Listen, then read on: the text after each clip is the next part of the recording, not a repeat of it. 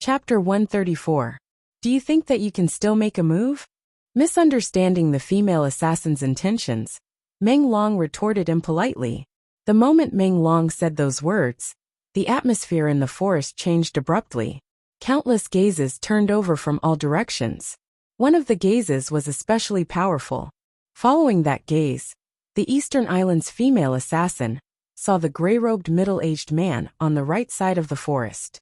He was currently leaning against a tree with his arms crossed, staring at her silently.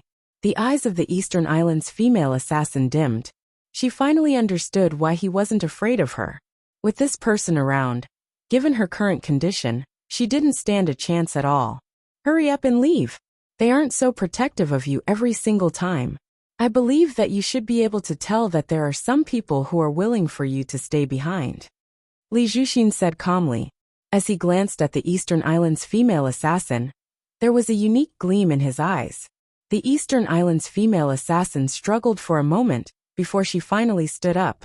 Her heart was filled with uncertainty, apprehension, and longing. Step by step, she cautiously walked out of the room. Even when she reached the edge of the forest, no one dared to make a move on her. Who? The Eastern Island's female assassin heaved a long sigh of relief. It wasn't joy, but an indescribable feeling. Flinging her sleeves, the Eastern Island's female assassin quickly disappeared down the mountain. A long time later, I didn't expect you to let her off. After the Eastern Island's female assassin disappeared into the distance, Li Zhuxin suddenly stared at Wang Chong's back and said, that female assassin thought that he was the one who had let her off, but that wasn't the case. When Wang Chong found some medicinal herbs to save her, he was astonished as well. Hee. Naturally, I have my own considerations for not killing her. Wang Chong only chuckled. He didn't explain the matter in detail. Of course, it wasn't that he was being compassionate, but that he had other considerations. On top of that, this Eastern Island's female assassin was related to the 10 islands of Japan, as well as the 10 great empresses on those islands. In his previous life, even though Wang Chong had heard of the 10 great empresses, he didn't have any interactions with them. Back then, when the foreign cavalry invaded, the 10 islands of Japan suffered the least damage. Wang Chong heard that something special had happened on those islands. In this regard, Wang Chong needed a guide, and killing her wouldn't do him any good.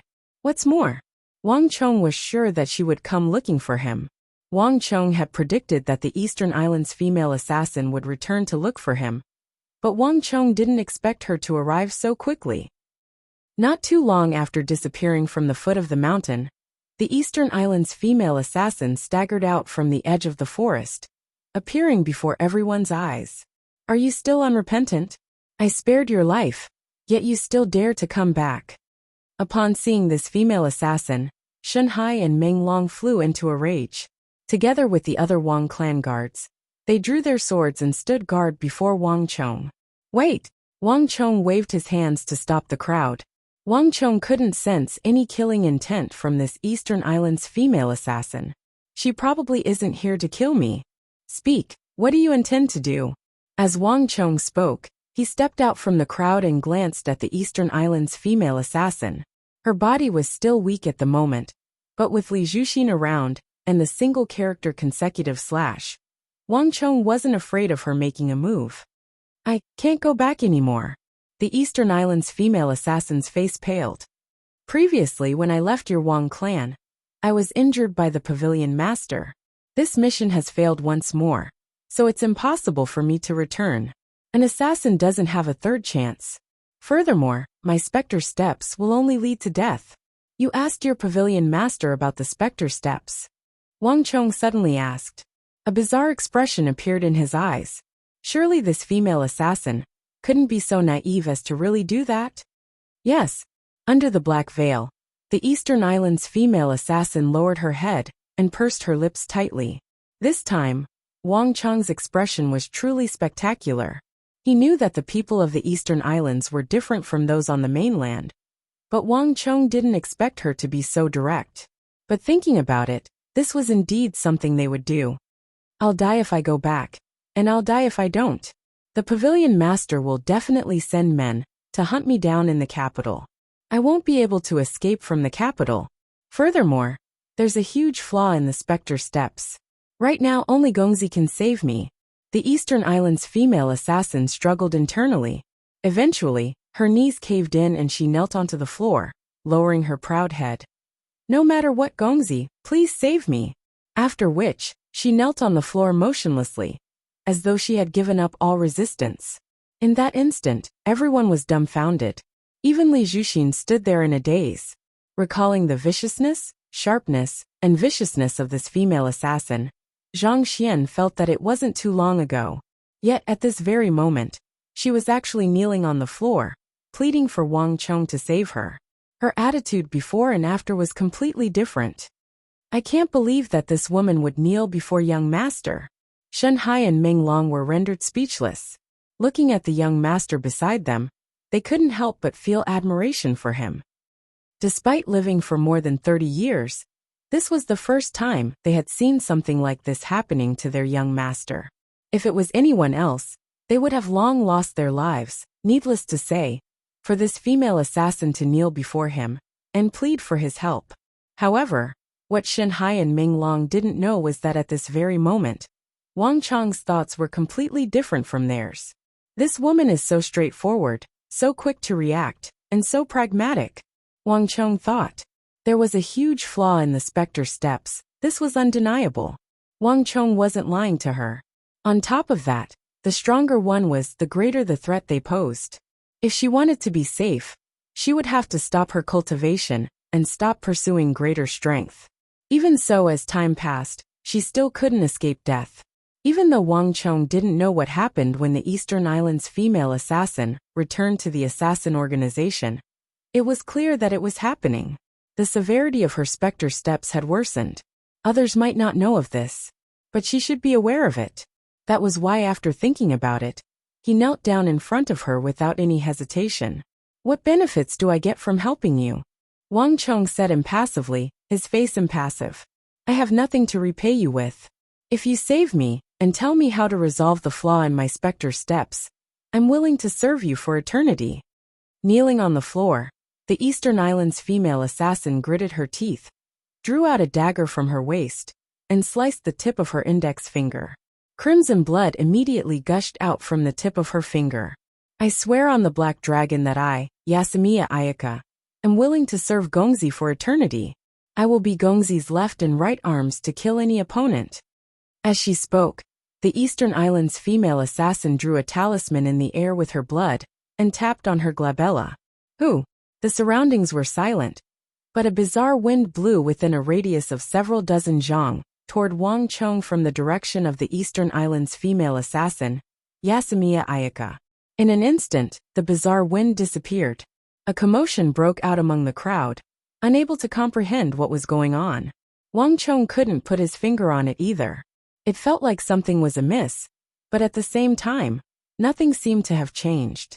Just that, when he raised his head to look at Yasamiya Ayaka, he felt an inexplicable connection between the two of them. It's a mental type art. A thought flashed across Wang Chong's mind. His soul was injured, and he hadn't fully recovered yet, so he wasn't able to sense it. However, Wang Chong was certain that it was some kind of mental type art. What in the world are you up to? Black dragon, white dragon, whatever. Hurry up and leave. Shen Hai finally couldn't take it anymore. He stared at it for a long time, but he couldn't see anything at all. The only thing he could see was that this woman was trying to fool him. Wait a moment. You're Yasamiya Ayaka, right? Get up. I promise you. Gongzi. Shen Hai and Meng Long exclaimed in shock. Don't worry, there won't be a problem. Wang Chong waved his hands casually. Walking up to Mayasame Ayaka, he stretched out his hand and said, I accept your request. Get up and rest for a while. You'll find that your strength will recover much faster here than in other places. Mayasame Ayaka subconsciously stretched out her hand, intending to grab Wang Chong's arm. But in the next instant, she suddenly realized something and retracted her hand as though she was fleeing. An extremely unnatural reaction appeared on her body, as though she wasn't used to having physical contact with others. Yes, Gong, yes, master. Mayasame Ayaka lowered her head respectfully, completely different from the haughty and arrogant attitude she had a moment ago. Wang Chong was taken aback for a moment before he came to a realization. As an assassin, it was likely that she was unaccustomed to having physical contact with others. Heavens! There's no need to stand on ceremony. Go and cultivate by yourself. Wang Chong flung his sleeves and said. Standing up, Mayasame Ayaka walked over to the tree where she was tied up, sat down, and began cultivating. Looking at Mayasame Ayaka's figure, Shunhai and Minglong shook their heads. The feeling this female assassin gave them was completely different from others. It was just a moment ago that she was so haughty and arrogant. Yet at this moment, she was able to say the word master so naturally. This was something that most people in the Tang dynasty wouldn't be able to do. In the Central Plains, there were those who addressed one as Old Master Kamagongzi and Young Master. However, there were very few who addressed one as Master. The more powerful one was, the more arrogant they would be, and the less likely they would address another as Master.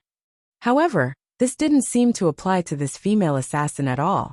Wang Chong took in the reactions of the duo, but he didn't bother explaining the matter. The customs of the Eastern Islands were completely different from those of the Tang dynasty.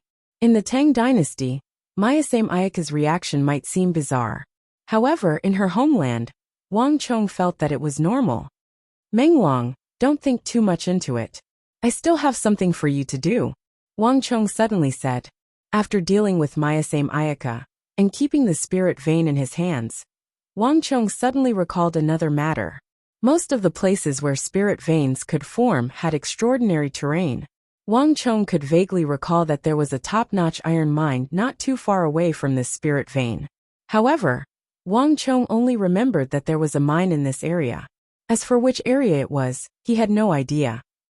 Menglong would have to lead a group of men to investigate, excavate, and search for it. The reason why Wang Chong remembered this place was because the iron mine seemed to be nourished by the spirit vein. The quality of the ores within was extremely high, making it an excellent material for war. Chapter 135. Soon, Menglong left the mountain with a few guards from the Wang family residence. Shunhai had also returned to the Wang clan, intending to call a few more people over. Even though his two trusted aides had left, leaving behind a bunch of commoners, Wang Chong wasn't worried at all. Even so, Wang Chong wasn't worried at all. With Li Zhuxin and the newly recruited assassin Mayasame Ayaka around, Wang Chong didn't have to worry about any danger at all. As for Mayasame Ayaka, Wang Chong wasn't so foolish as to tell her everything he knew. Wang Chong only told her the first level of the secret art. Even though this level wasn't sufficient to make up for the flaws in Spectre steps, it was sufficient to alleviate the injuries Mayasame Ayaka was suffering from. Mayasame Ayaka should be able to sense this as soon as she cultivated it. After Shunhai and Menglong left, Wang Chong didn't hold back. He first cultivated the single-character consecutive slash to the pinnacle before starting on the dragon bone art. Under the effects of the underground spirit vein, Wang Chong's mastery of the dragon bone art sped up significantly. Wang Chong was extremely familiar with all of this.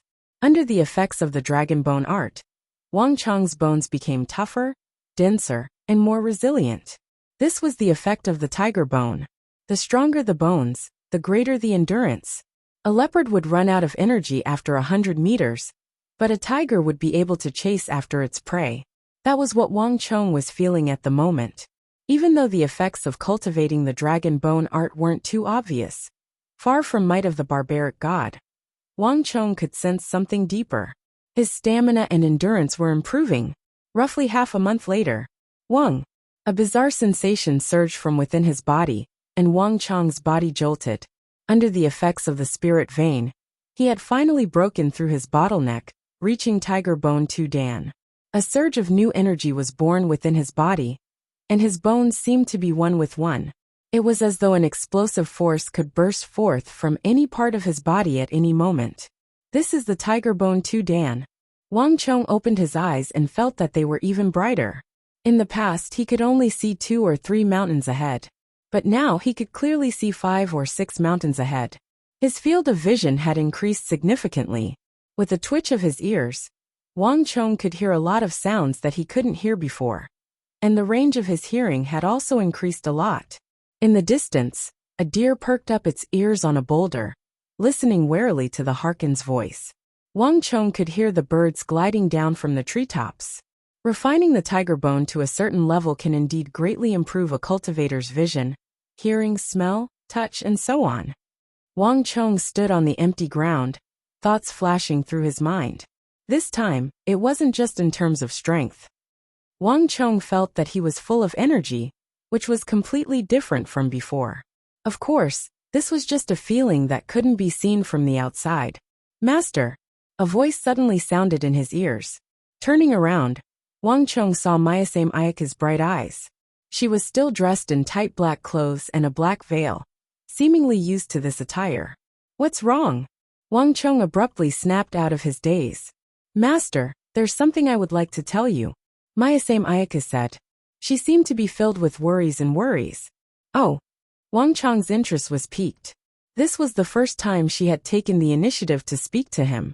"Do you remember that we assassins have a group?" "And what's wrong?" Wang Chong asked curiously. "This group is known as the Assassin Pavilion. The Spectre Steps was taught to me by the head of our Assassin Pavilion.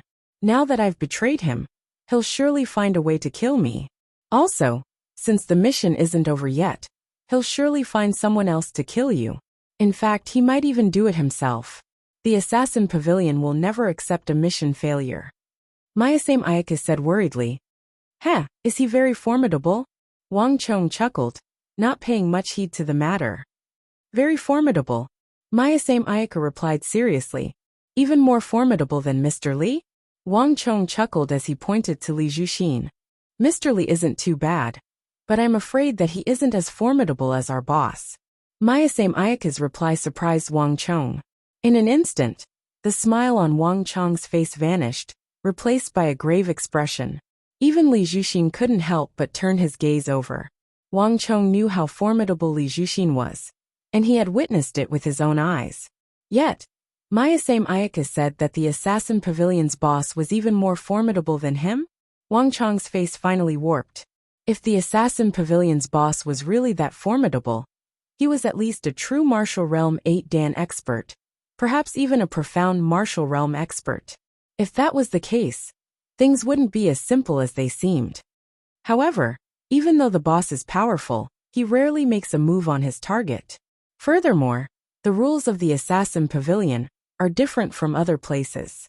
Before finding my whereabouts and confirming my death, he won't send anyone to deal with you. Before he finds me and ascertains whether I'm dead or alive, he won't send anyone to deal with you. So, I will hide myself carefully for the time being. Master, you must be careful as well. The Assassin Pavilion's boss is extremely fearsome, Mayasame Ayaka said grimly. Seeing how grave Mayasame Ayaka's words were, and how grave her face was, as if she was on the verge of death, Wang Chong couldn't help but chuckle. Master, what are you laughing at? Mayasame Ayaka suddenly felt a little embarrassed. I'm serious. I know. Wang Chong couldn't help but burst into laughter. You said that before he finds you and ascertains whether you're dead or alive, he won't make a move, right? Yes, Mayasame Ayaka replied seriously. How long do you think you can last without them noticing? Wang Chong asked once more. 3 months. No, if I work hard, I should be able to reach 3.5 months. That's my limit. Mayasame Ayaka pondered for a moment before replying. Hee, there's no need to go through so much trouble. Why would there be a need for 3 months? To me, a single month is more than enough to solve this problem. Wang Chong knew that he was confident in his words. Mayasame Ayaka widened her eyes in shock as she stared at the young man before her in shock. Impossible. Mayasame Ayaka's first reaction was that it was impossible. Wang Chong would find it hard to deal with even her. Needless to say, the Assassin Pavilion's boss. Haha, you can't be thinking that I'm alone, right? Your Assassin Pavilion's boss has a bunch of subordinates. Do you think that I would be so reckless as to fight him barehanded? Wang Chong chuckled. The Assassin Pavilion's boss was indeed formidable. If Wang Chong were an ordinary person, he would be helpless against him. But Wang Chong wasn't an ordinary person. Mayasame Ayaka was right. He had to be careful against top-notch experts. However, Wang Chong wasn't one to resign himself to his fate. You intend to mobilize the guards from the manor? It's useless. The guards in the master's manor, the 2 monks, the archer, Mr. Li, and I might not be a match for the assassins from the assassin pavilion. Mayase Ayaka shook her head. She soon understood Wang Chong's intentions. As a descendant of ministers and generals, Wang Chong did possess an advantage that ordinary people didn't. However, these advantages were useless against assassins. Wang Chong's thoughts were extremely dangerous, and Mayase Ayaka couldn't help but worry. Haha, you've misunderstood my intentions. Wang Chong waved his hands and hurriedly denied it. Why would I use the guards of the manor to deal with assassins? These guards were personally handpicked by my father from the battlefield. Even the death of a single one of them would make my heart ache. Naturally, I have to use the Imperial Army to deal with assassins. Hong Long. Even Li Zhuxin couldn't help but reveal a shocked expression on his face. The huge forest suddenly fell into a deathly silence. The people who were eavesdropping in the surroundings froze, and their eyes were filled with shock. The Imperial Army was the guardian of the Emperor, tasked to protect the capital. Only the current Holy Emperor had the authority to mobilize them. Yet, the young man behind them said that he could mobilize the Imperial Army. This was a taboo. You're actually able to mobilize the Imperial Army?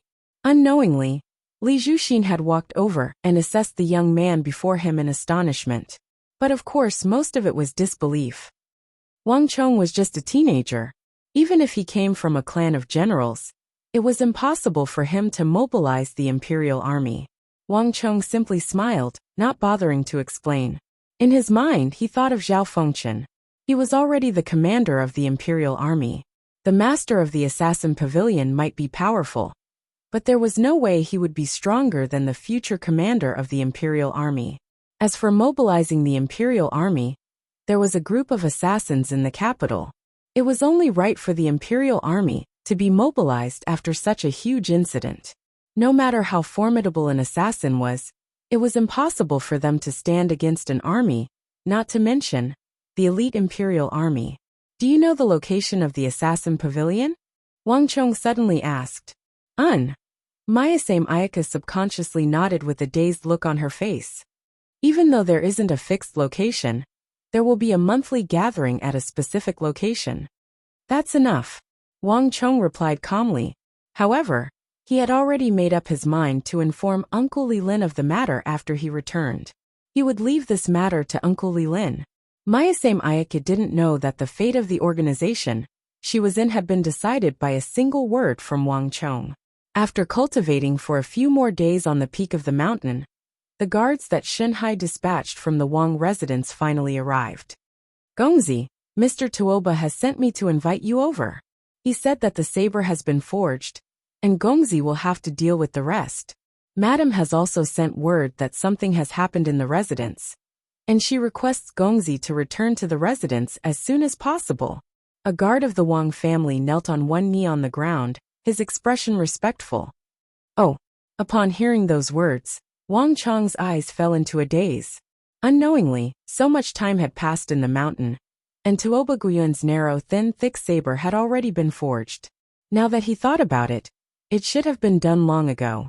The experts of the Imperial Army had probably trampled through the doorstep of the Wang family residence, and they were already impatient from waiting. As for his mother, thinking about it, it had indeed been a long time since he had gone back. As a son, strength was important, but he couldn't ignore his family as well. Mr. Li, make some preparations. Let's descend the mountain, Wang Chong suddenly said. It was finally time to descend the mountain. Chapter 136. It had been a long time since Wang Chong had returned to the capital. Now that he was back from the mountain, he suddenly had a different feeling.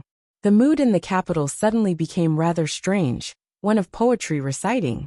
Although there had been people who had composed poems in the past, they had never reached such a level. Gongzi still doesn't know, right?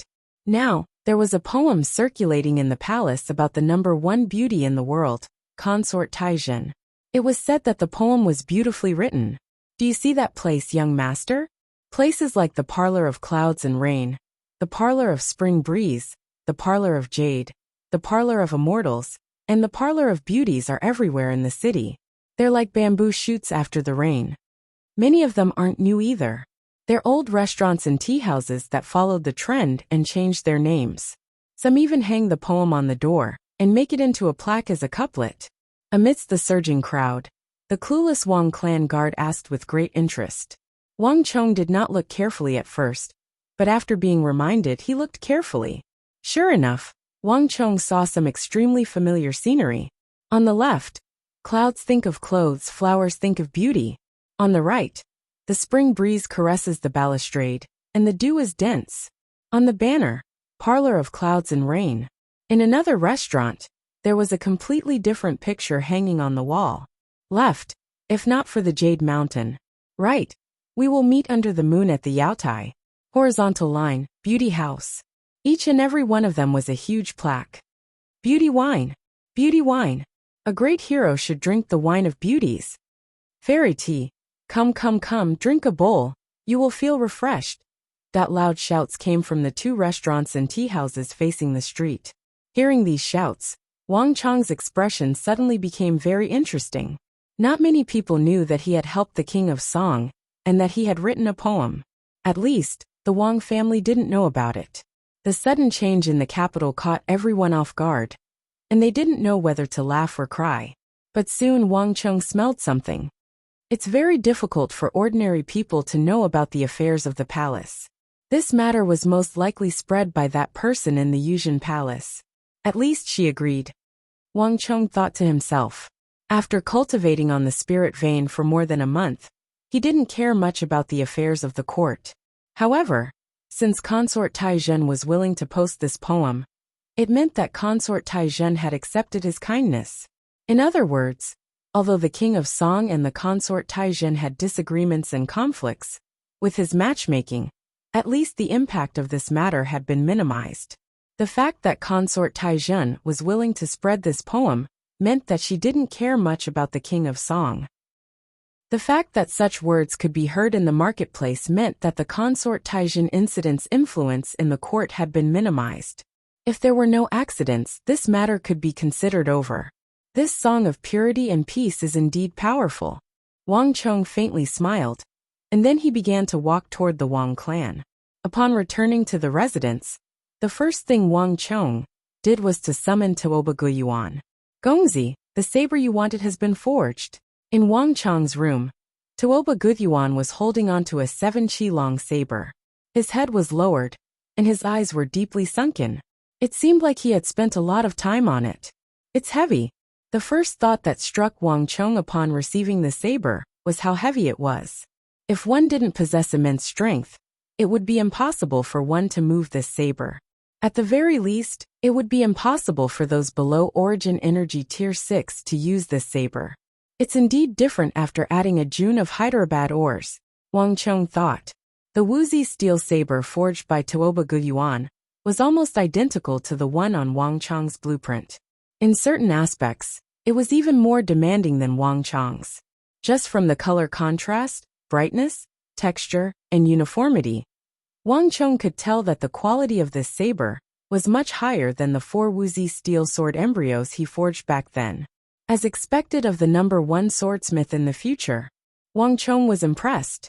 Wang Chong's Wuxia steel saber was forged by a few high-tier blacksmiths in the Wei residence, and his younger sister, Wang Xiaoyao, was also a part of it.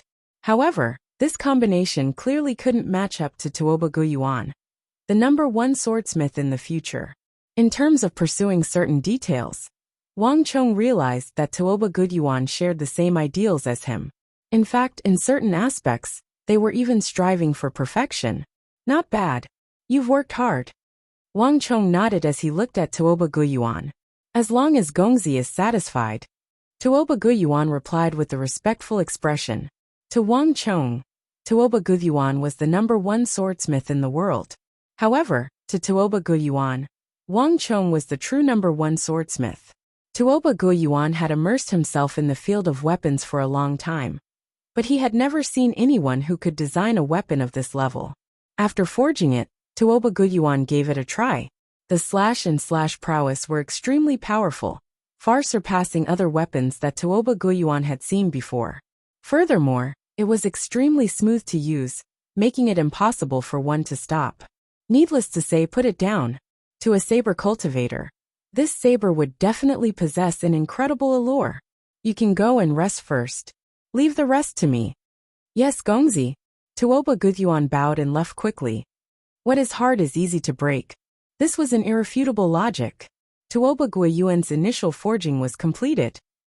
However, such a saber was far from what Wang Chong required. The subsequent steps, quenching and tempering, were the most crucial. Without these two steps, the 7 feet long narrow, thin, and thick saber might not even be able to reach the battlefield and encounter those powerful experts and weapons. It wouldn't be long before it broke, because of its rigidity. However, quenching and tempering could greatly increase the toughness of a weapon, preventing it from breaking too easily. If one didn't know these two steps, even if one were to imitate the outer appearance of Wang Chong's weapon, one wouldn't be able to obtain the essence of the saber, and it would still break easily. After placing the 7-chi-long saber in his room, Wang Chong first washed up and changed into a clean set of clothes. After which, he ran over to pay his respects to his mother. Mother. Wang Chong bowed respectfully to his mother. I'm sorry for worrying you over the past few days. In Wang Chong's heart, his mother would always be the most important. Hee, it's good that you're back. Madame Wang sat on a dark-colored wooden armchair. Upon seeing Wang Chong's return, she pointed to the seat beside her and said, Sit. Wang Chong obeyed and sat down. However, he was curious. He received a message from his mother at the spirit vein. If it wasn't something important, his mother wouldn't call for him. Chonga, I called you back this time. I have something to discuss with you. Madame Wang's expression softened. Even though Wang Chong was only 15 years old, he rarely caused her to worry. This was unimaginable in the past. Chonga, do you still remember how you said that you wanted to enter the Kunwa training camp? Wang. A single stone raises 1,000 ripples. Wang Chong's heart jolted. He abruptly raised his head with a solemn expression. He had thought about why his mother would look for him, but he didn't expect it to be this matter. Mother, is there any news regarding the Kunwa training camp? Wang Chong asked with a concerned expression. The Consort Taijin incident and Regional Commander's incident were closely related to the royal court, but the 3 great training camps were the most closely related to him. In his previous life, because he didn't enter the 3 great training camps, Wang Chong had to take many detours. Eventually, due to his talent in the art of war, he caught the eye of the elders and became the Grand Marshal of the Central Plains.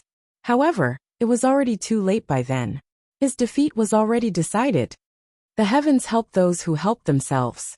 One's fate had to be grasped in one's own hands.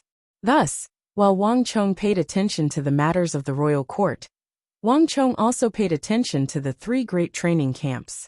In Wang Chong's plan, the 3 great training camps was an important part of it. Madame Wang wasn't aware of Wang Chong's thoughts. She only thought that he was desperate to enter the 3 great training camps. The matter regarding the 3 great training camps has been decided, and they are currently constructing 3 large-scale training camps. Also, the slots have been confirmed. The first batch of slots is extremely tight, and all of the clans are hoping to send their children there. In the capital, all of the prestigious clans are working hard on this matter, hoping to snatch a slot for the training camps. I remembered that you said that you wanted to enter the Kunwa training camp, so I called you over. Madame Wang said. How can that be? Hearing his mother's solemn tone, Wang Chong's eyebrows twitched. He was surprised. The slots for the 3 great training camps were tight, but in Wang Chong's memories, it shouldn't have reached such a level yet. When the 3 great training camps were first established, the scope of attention wasn't small. It was only after the first batch that the prestigious clans began to chase after them.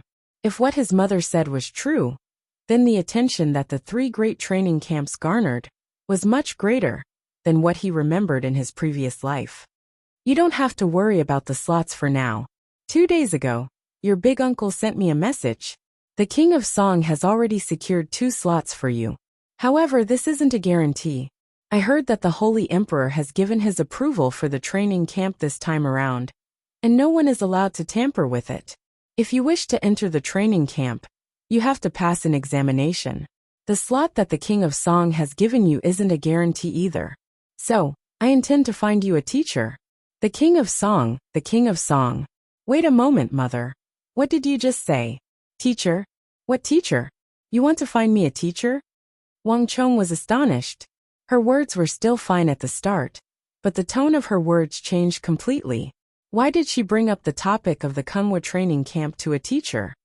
Indeed, Madame Wang didn't think much of it. She thought that Wang Chong was just a little embarrassed. There are quite a few prestigious clans in the capital, and the competition is too intense. I asked around, and the madams in the capital are all running around worrying about this matter. Some of them even went to the royal palace to plead with the concubines. Given how intense the competition is, I've thought about it for a long time, and I think that it's better for you to find a teacher. This is also the main reason why I brought you back. With a teacher, nothing will go wrong. Otherwise, if you fail, our Wang clan is a clan of generals. Our Wang clan is a clan of generals. At that time, we will lose face greatly. Madame Wang said with a worried look. Chapter 137. Mother, there's no need. Wang Chong quickly said. Why? Madame Wang was surprised. Wang Chong's reaction was far beyond her expectations. Chonga, I'm doing this for your sake. Actually, I should have hired a master for you long ago. It was only because of my father's absence and my negligence that this happened. Listen to your mother this time. Mother, wait a moment. The Kunwa training camp hasn't officially started yet, right? Let's talk about it after some time.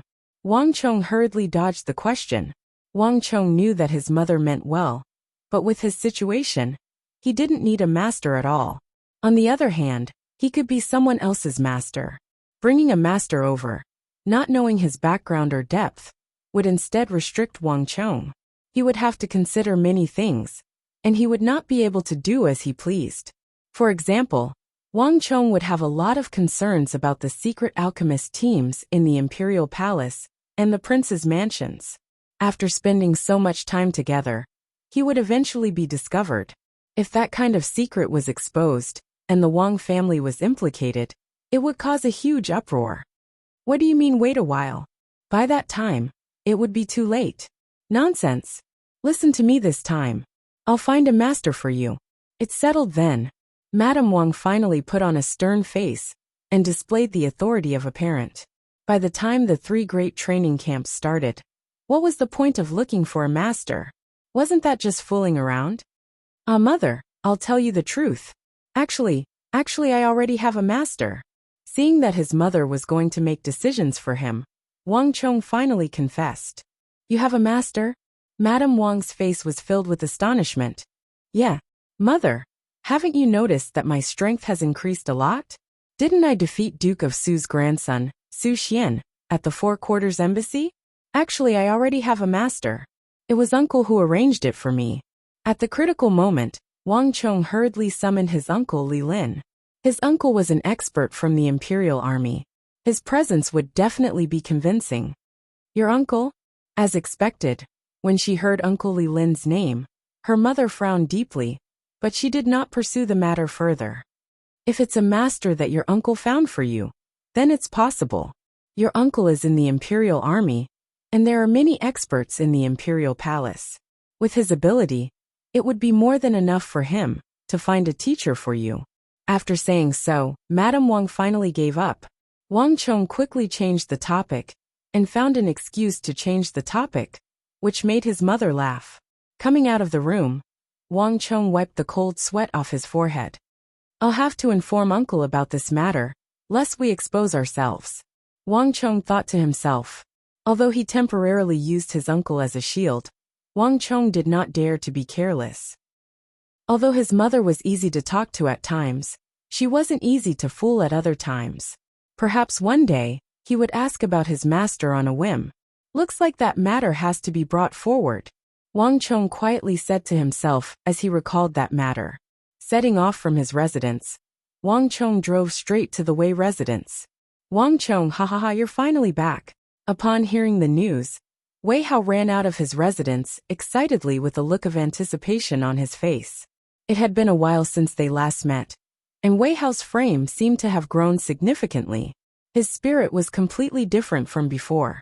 Furthermore, he even brought along a few lackeys from the prestigious clans. I heard that you were out of the city, so I went to your residence a few times. The guards at your residence have no idea where you went. Right, these are my new lackeys, Tao Chun and Lu Jin. Hurry up and pay respect to young Master Chong. Wei Hao laughed as he looked behind him, paying respect to young Master Chong. Upon hearing Wei Hao's words, the two scions hurriedly bowed. When he stood up, he glanced at Wang Chong in the carriage with a tinge of fear in his eyes. There was probably no one in the Eight Gods Pavilion who didn't know of Wang Chong. It seems like you've been doing well recently. Wang Chong looked at the two scions in surprise. Wei Hao was known as a lone wolf in the Eight Gods Pavilion. Other than him, he didn't have any friends. But now, this fellow actually took in lackeys. Not bad. You've been living well recently. Wang Chong was here to look for Wei Hao, but at this moment, he wasn't in a hurry anymore. Of course. You might not know, but that lad Gao Fei has become extremely obedient after beating him up. Do you think it'll be that easy for that lad Su Bai to lay a finger on me? Right now in the Eight Gods Pavilion, I, Wei Hao, am an eight-legged crab. Wei Hao patted his chest gleefully. Haha, youngster Wei, cut it out. I still don't know who you are. Wang Chong exposed him with a single sentence and beckoned him over. Come up, I have something to talk to you about. Oh, you guys can return first. I'll look for you later. Seeing that Wang Chong was serious, Wei Hao beckoned to the two scions behind him, and without any hesitation, he immediately dived into Wang Chong's carriage. The carriage began moving, and Wei Hao sat down opposite to Wang Chong. Wang Chong, what's the matter? Wei Hao, do you remember what I told you previously? That I wanted you to look for someone for me? Zhang Munian? No, the other one. You can't have forgotten about it, right? Wang Chong said. You mean that? Wei Hao immediately understood what he meant. Regarding the matter regarding the charity hall, I've done as you instructed. Right now, there are around 30 shops in the capital that are run by us. Every day we would give out porridge, clothes, and blankets to the vagabonds and beggars. However, the daily expenses for these are huge, and you should be able to afford it. As for the old man you wanted me to look for, I've paid attention to him as well. I really didn't see him. Back then, after the incident at the Blue Bottle Pavilion, Wang Chong's uncle interceded on his behalf, and he sold the first Wuxia steel sword to Zhao Fengchen for 37,000 taels. Wang Chong gave half of the money to Ablonidin and Arloja, and the other half to Wei Hao. It was then that Wang Chong requested Wei Hao to do him a favor. The first matter was to set up the charity hall. In his previous life, when the Wang clan fell, Wang Chong's entire family wandered from place to place, experiencing all kinds of hardships in the world. They were treated coldly, looked down on, and starved. This was because he had experienced such a life, and he had accepted gifts and help from others. Thus he could understand why, regardless of the era, space-time continuum, or even the most prosperous era, there was no lack of vagabonds and beggars who wandered from place to place. There were all sorts of reasons why these people wandered from place to place. Some of them were like Wang Chong in his previous life. Some were born with a disability. Some met with an unexpected calamity. Some suffered a huge mental trauma. And some lost the land that they relied on for survival. Regardless of the reason, every single one of them had a different tragedy to face. Due to his own experience, Wang Chong wanted to set up the charity hall to help those in need. It was just like those people whose names he didn't know, but who had helped him in his previous life. This was one of Wang Chong's wishes in his previous life. The other matter was to look for a mysterious old man. In his previous life, there were a few things that Wang Chong wanted the most, but he had never been able to obtain them. Even in his death, he had no fate with these things. One of them was So Yung-sun's art of god and demon obliteration. In the Battle of the Capital, So Yung-sun had used his own strength to display a world-shaking sword art, killing thousands of the otherworldly invaders and stopping their offensive. This supreme art had just revealed its edge and shocked the world when it was buried together with So Yung-sun in the ruins of the capital, becoming a lost art. In the days to come, there would be countless bloody battles that required this art, but no one would be able to use it. Countless people sighed endlessly when they brought it up, revealing endless regret. The other was the great Inyang heaven creation art. In the war against the otherworldly invaders in the Central Plains, there was one person who stood out the most. He didn't need any weapons, but he could easily kill a large number of the otherworldly invaders. Before him, all the otherworldly invaders would be turned into withered corpses, their deaths extremely gruesome. In the war against the otherworldly invaders, the might displayed by the great Inyang heaven creation art was not one bit inferior to that of So Yung-sun, who had fought against 10,000 in the capital. In the apocalyptic era, this was publicly acknowledged as one of the 5 great arts. Unfortunately, even though this person had obtained the world mining art, his talent was far too lacking. His combat experience, reaction speed, agility, and adaptability were all incomparable to this supreme art. Given this person's mediocre talent, he should never have learned this art. Later on, he learned that this was indeed the case. When this person was 27 or 28, he had accomplished nothing and was working as a hired laborer in a wealthy clan. He didn't have much of a cultivation in martial arts, and he didn't even have much interest in it. However, his greatest merit was that he had a kind heart. Normally, he would often help those in need. Then one day, for some unknown reason, he actually saved a peerless devil. When this demon was young, he committed all sorts of evil and killed countless people, inspiring fear in the world of sections. But after he was betrayed and saved by that person, his personality underwent a huge change. He abandoned evil and became a kind and benevolent old man. The old man had forced him to accept the great Inyang heaven creation art, and had even led him onto a completely different path. As if to atone for his sins, and also to change that person's overly ordinary and mediocre aptitude, the old man gave up all of his power, and even his life. He used the Great Enlightenment technique to transfer all of his power to that person, and from then on, he created a peerless genius. As for the old man himself, he died from the dissipation of his cultivation. Just like that, an ordinary 28-year-old man with mediocre talent became a top-notch expert in the span of a single night. In order to repay the old man's kindness, he hardened his heart and killed those who had betrayed the old man. At the same time, he also walked a path that he had never wanted to tread. Wang Chong had never met that person, but all of this, including all of his encounters, had been spread by that person himself. When a person stepped onto a path that he didn't like, even if he succeeded, he wouldn't be happy. When a person was born with mediocre talent and had no intention of stepping onto the martial path, his fate was already sealed the moment he stepped onto this path in order to repay the old man's kindness. In the end, that peerless expert who possessed the great Inyang heaven creation art fell into a heavy encirclement because of his mediocrity in combat. He was surrounded and killed by the horsemen of the foreign lands. The great Inyang heaven creation art was lost in the later stages as a result. At that time, Wang Chong hadn't become the Grand Marshal of the Central Plains yet, and the martial artists of the Central Plains hadn't begun the campaign to promote martial arts to the public. Chapter 138. Wang Chong remembered all of these things deeply. These were the things that Wang Chong deeply regretted after he became the Grand Marshal of the Central Plains. It was precisely because of this that his path to saving the Central Plains was filled with twists and tribulations. Even until his death, Wang Chong was unable to surpass his limits and reach those legendary realms. As such, in this reincarnation, Wang Chong's greatest wish was to make up for the regrets in his heart. He wanted to obtain these ultimate arts that were destined to be forgotten in the future. Not only was it for himself, but it was also so that these top-notch ultimate arts wouldn't be buried in the dust of history like in his previous life.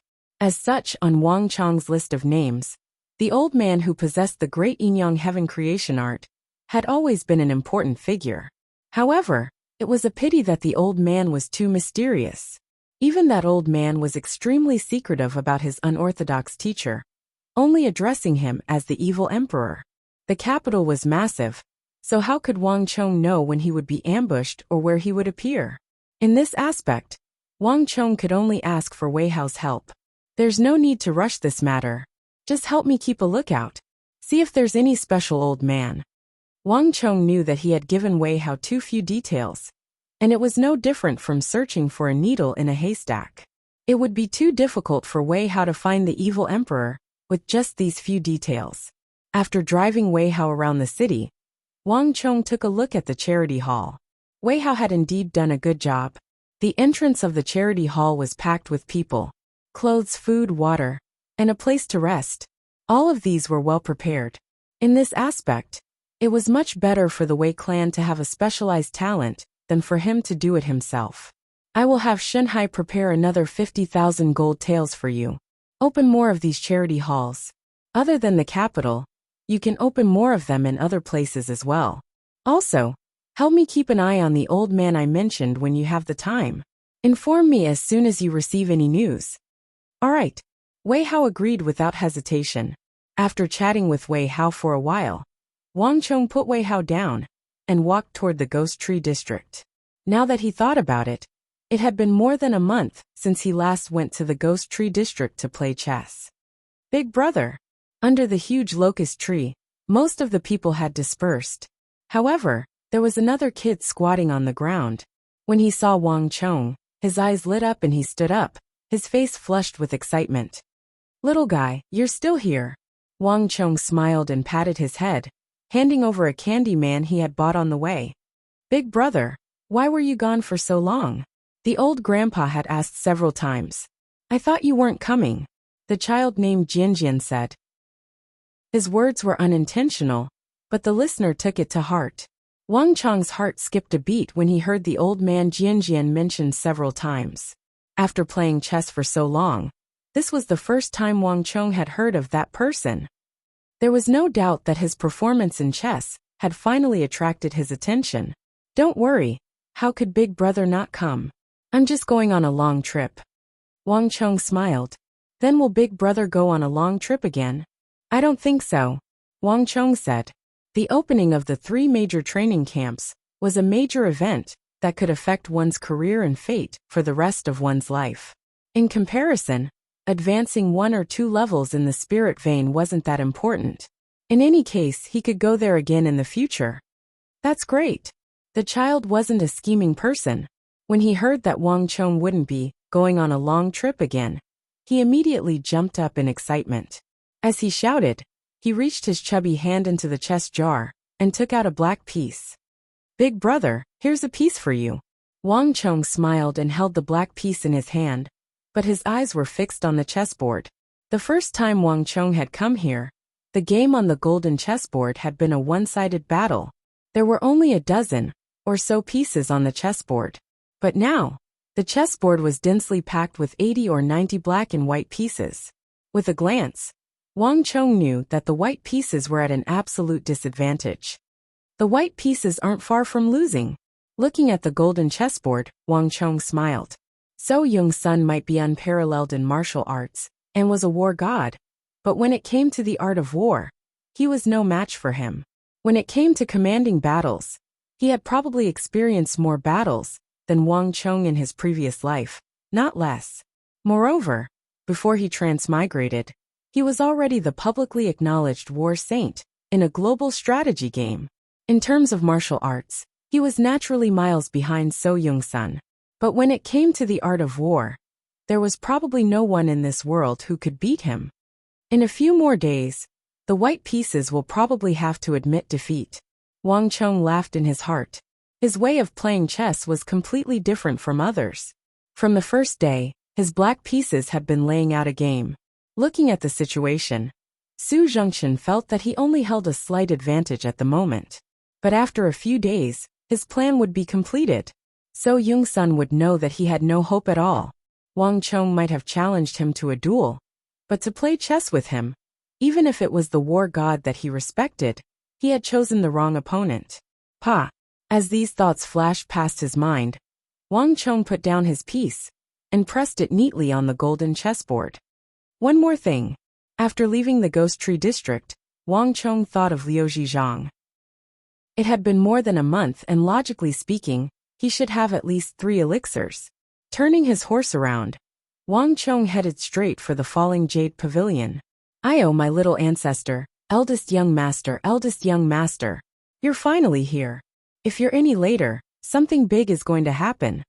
In the falling jade pavilion, a lamp was lit. Seeing Wang Chong appear, Liu Zhizhang slapped his thigh with a frightened expression. "Do you know that if you don't appear, the qualification that you obtained with great difficulty will be revoked?" Then, the qualification to become a shadow that he had worked so hard to obtain would be revoked. "That's 200,000 gold taels. That's 200,000 gold taels. Haha, don't exaggerate it. If something really goes wrong, can you handle it? Where's the elixir? Hurry up and hand it over." Wang Chong laughed heartily, not falling for his trick. Liu Zhizhang was from the Alchemist Alliance, and given his strength, it was only a matter of a few days. It was impossible for him to stall for time. As expected, after hearing Wang Chong's words, Liu Zhizhang chuckled awkwardly. This young master of the Wang clan might be young, but it wasn't easy to fool him. "Where's the elixir?" "3, right? Hand it over," Wang Chong said as he lifted his robe and sat down on the tiger skin chair in the room. The falling jade pavilion looked eerie from the outside, but it was luxurious on the inside. "He as expected, I can't hide it from young master." Liu Zhizhang didn't beat around the bush and walked into the room. When he came out, there were a few purple brocade boxes in his hands. "Young master, please open it. This is something that I exchanged for with a few others for you this month," Liu Zhizhang said with a fawning expression. The Alchemist Alliance wouldn't easily do business with outsiders. For example, the Wang clan might be a family with 3 generations of generals and ministers, but they didn't enter the eyes of the Alchemist Alliance. Their partners were all longtime allies. Some of them even originated from the previous dynasty and were extremely secretive. However, the Wang clan was the most special one. Not only did they have a huge influence in the court, but they also made up for their biggest shortcoming, wealth. It was just like the embryonic form of the empire's largest family in the future. At least, in Liu Zhizhang's eyes, as long as everything remained unchanged. In the future, they might become the newest and eternal partner of the Alchemist Alliance. "It's been hard on you. Don't worry. I won't mistreat you for helping me." Wang Chong patted Six-Fingered Zhang's shoulders, as though he was impartial in his punishment and reward. Pa! When Wang Chong opened the first box, a familiar smell assailed his nostrils. Within the brocade box, a white pill lay at the bottom of the box. Its surface was emitting a faint aura. "Tiger Bone Small Rejuvenation Pill." Wang Chong's eyes lit up as he called out. Among all the pills, the one he liked the most was this pill that could raise one's aptitude. This kind of pill was really too rare. It was impossible to buy it in the outside world. This was the exclusive trade of the Alchemist Alliance in the palace. This small rejuvenation pill seems a little different? Suddenly Wang Chong's eyelids twitched. He noticed something different. This tiger bone small rejuvenation pill seemed to be different from the one he had consumed before. Young master has good eyesight. The one you consumed before was just a defective product.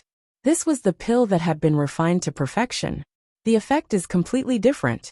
Six-Fingered Zhang chuckled, revealing Zhang Xian's secret. "What?" Wang Chong was taken aback. He immediately looked at the pills in the brocade box. Young master, don't be nervous. Our Alchemist Alliance doesn't sell defective products. All of these pills were of good quality. The so-called defective products are only in the eyes of us alchemists. In the outside world, they are still top-notch pills. I know that young master wants top-notch pills that can raise one's aptitude. That's why I spent a lot of effort to get them for you." Liu Zhizhang began to take credit. Did you go gambling again?" Hearing this, Wang Chong smiled. He didn't even look at the pills. He raised his head and looked at Liu Zhizhang. "Listen to me. If you want to gamble, you can. But don't go to those galley gambling houses anymore. At that time, you will be in trouble.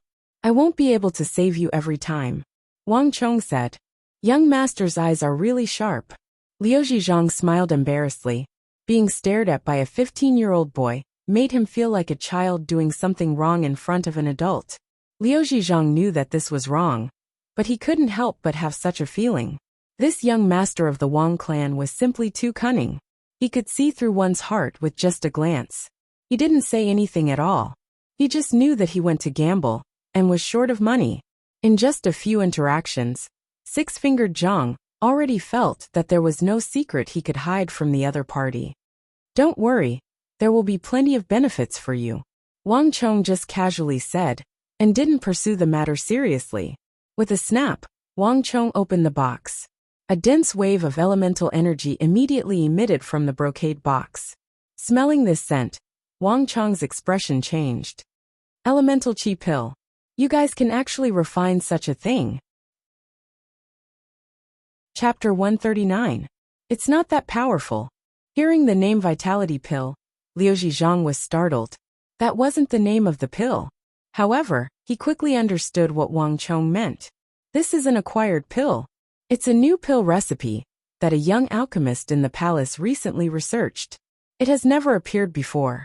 It's very difficult to refine, and it has exploded many times. Right now, it's only a few defective products. It hasn't been perfected yet. This kind of defective product that was first refined cannot be presented to the Holy Emperor or the princes in the palace. If there's a problem, their heads will fall off. In the end, they brought it here. I can't help it. This is a hard sell. Every month, there would always be some pills like this that were forced to be distributed. They're expensive and not very good. At the end, Six-Fingered Zhang had an embarrassed look on his face. Defective product? Wang Chong turned around with a surprised look. He looked at the pill on the table again. Sure enough, the pill didn't emit pure vitality, but some other impurities. He was too shocked before, so he didn't notice it. This what you see is actually just a layer of wax on the outside. This way, the impurities in the pill can be sealed. Liu Zhang said embarrassedly. This was a small trick in alchemy. He was an alchemist himself, so he naturally knew about it. Wang Chong's eyes flickered, but he didn't say much. He grabbed the acquired pill on the table and stuffed it into his mouth. After the skin of the pill broke, a messy smell immediately came out. It's the smell of medicinal herbs, and it should be the kind of high-grade spiritual herbs. Wang Chong suddenly came to a realization. The alchemist probably wanted to extract the spiritual energy in the medicinal herbs, and then use some special method to refine something like the vitality pill. However, this matter was obviously not that easy. Gulp. As these thoughts flashed through his mind, Wang Chong mumbled and quickly swallowed the pill. A wave of heat exploded in his body, quickly spreading to his limbs and bones. Wang Chong felt warm all over. With the help of the Dan Qi, Wang Chong felt that his strength had increased by a notch in just a moment. Compared to before, the essence in his body had also increased a little. After a while, when the medicinal efficacy of the pill disappeared, Wang Chong finally calmed down. What Six Batches Zhang said was right. This was indeed not some essence chi pill. There was only a small amount of essence chi in the elixir, not as much as Wang Chong had imagined. Liu Zhang didn't think much of it. From an alchemist's point of view, a defective product was worthless. But Wang Chong was different. I didn't expect that I could actually use money to buy something similar to the essence chi pill. Wang Chong's heart rose and fell, and it was difficult for him to calm down. To a martial artist, the most precious thing was undoubtedly yuan qi. In the imperial palace, there was actually someone who could refine something similar to the essence chi pill. This truly shocked Wang Chong. Wang Chong finally understood why this alchemist's secret alliance was so mysterious. The items were sold at such a high price, yet there were so many powerful forces that flocked to it. There were many things here that couldn't be bought with money in the outside world. This was truly a priceless treasure. How much does one acquired pill cost? Wang Chong asked, opening his eyes. 6,000 taels, Liu Zhang said. He wasn't talking about silver here, but actual gold. This was an alchemist used by the imperial palace. He had never sold an elixir that was priced in silver. How many can you refine in a month? 3, Liu Zhang said. I want all of them. Bring them all over for me, Wang Chong said. Ah, Six-Fingered Zhang was astonished. But this is a defective product of the elementary level. I know. Wang Chong smiled and said in an unquestionable tone. The last one was a healing elixir. Although it looked ordinary, how could a healing elixir concocted by the imperial palace's alchemist be comparable to an ordinary one? With 2 elixirs, Wang Chong left the falling jade pavilion. After solving all the problems at once, Wang Chong focused all his attention on the 7 qi long saber. This was Wang Chong's second weapon, which was very important to Wang Chong. Moreover, one wouldn't know the cost of daily necessities. Previously, when Wang Chong received more than 600,000 taels of gold, he felt that he would never be able to finish spending it. But when he really put it to use, he felt that he was spending money like water. Joining the Alchemist's Secret Alliance cost him more than 200,000 taels of gold. After giving Wei Hao 50 to 60 taels of gold, and adding other miscellaneous items, Wang Chong only had about 200,000 taels of gold left. At this rate, he was afraid that he would soon run out of money. If so, he would fall back to his previous penniless state. It's about time for me to bring out my new work, Wang Chong thought to himself. Driving the car, Wang Chong made sure that no one was tailing him before entering the cavern of the Wei clan's smithy once more. The surroundings of the smithy were silent. Wei Hao had already given this place to Wang Chong. As long as Wang Chong needed it, this place could become Wang Chong's personal smithy. The Wei clan had many businesses, and smithy was only one of them. Take this smithy as an example. As long as Wei Hao made up for its loss, even his father, the Duke of Wei, wouldn't be able to notice that something had been done to it. Help me guard the outside. Don't let anyone get close. Wang Chong arranged for Li Zhuxin to guard the outside before entering the cavern alone. Wang Chong was already very familiar with quenching weapons. Even though quenching was very important to a weapon, like a phoenix rising from the ashes, it wasn't actually that complicated to operate. The key was the change in thinking, and the change in the quenching fluid. The quenching that Wang Chong had mastered was completely beyond this era. Walking into the cavern, Wang Chong poured the quenching fluid, that was a mixture of sesame oil, sheep oil, butter, and asphalt brought by the Western region merchants into the metal trough. Then, he went to the nearby area to cut some pine branches, piled them on the ground, and started burning them. The temperature at which Wuxia steel was quenched was very important. Otherwise, even if one mastered the right quenching fluid, the quality of the final product could be worlds apart, and it might even turn into a waste product. From night till dawn, Wang Chong was extremely busy. Around daybreak, the morning sun rose. A sizzling black smoke rose from the metal trough. A moment later, Wang Chong took out a pair of metal pliers and fished out the narrow, thin, and thick saber from the trough. Oil flowed everywhere, and a shiny saber with beautiful patterns appeared in front of Wang Chong. This was the world's first narrow, thin and thick saber. When the morning sun shone in from outside the cavern, it reflected a dazzling cold light.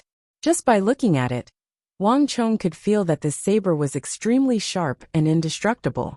Clang! With a flash of cold light, the metal trough containing the quenching fluid was immediately cut into two. It was so soft that it looked like it was rotting. Good saber. Wang Chong looked at the saber and smiled. Even without the praise of others, Wang Chong could feel that this saber was probably even sharper than his Wuxia steel sword. This saber combined the skills of the world's #1 swordsmith, Tuoba Guiyuan, and his epic-making skills. In terms of quality, it had already reached the peak of this world. Moreover, the unique arc and weight of the blade were enough to make it the favorite of experts in the saber Dao.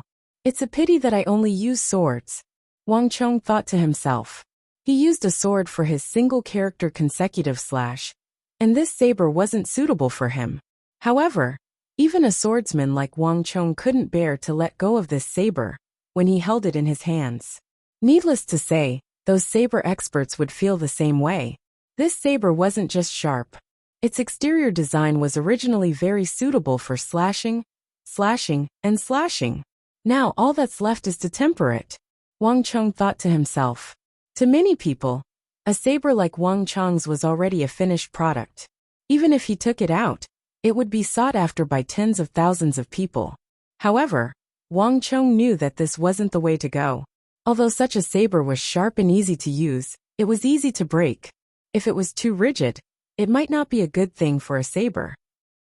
If he didn't solve this problem, it might be broken at a crucial moment in the hands of a top-notch martial artist. In this world, although there weren't many people who forged sabers, there were definitely people who understood sabers. At least, many people knew the principle of rigid but easy to break. For those top-notch martial artists, they could use brute force to hit the middle of the saber, or close to 70% of the hilt.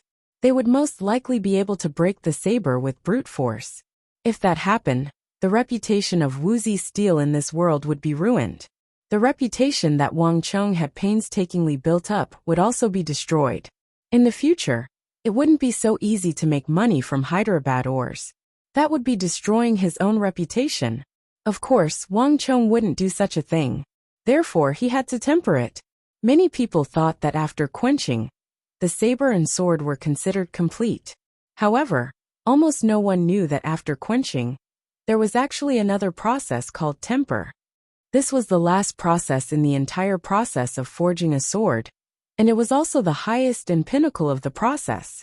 In this world, many people hadn't even mastered the skill of quenching, let alone the epic-making skill of temper. This was a skill that Wang Chong had mastered alone. At the same time, it was his biggest and final secret in the field of swordsmithing.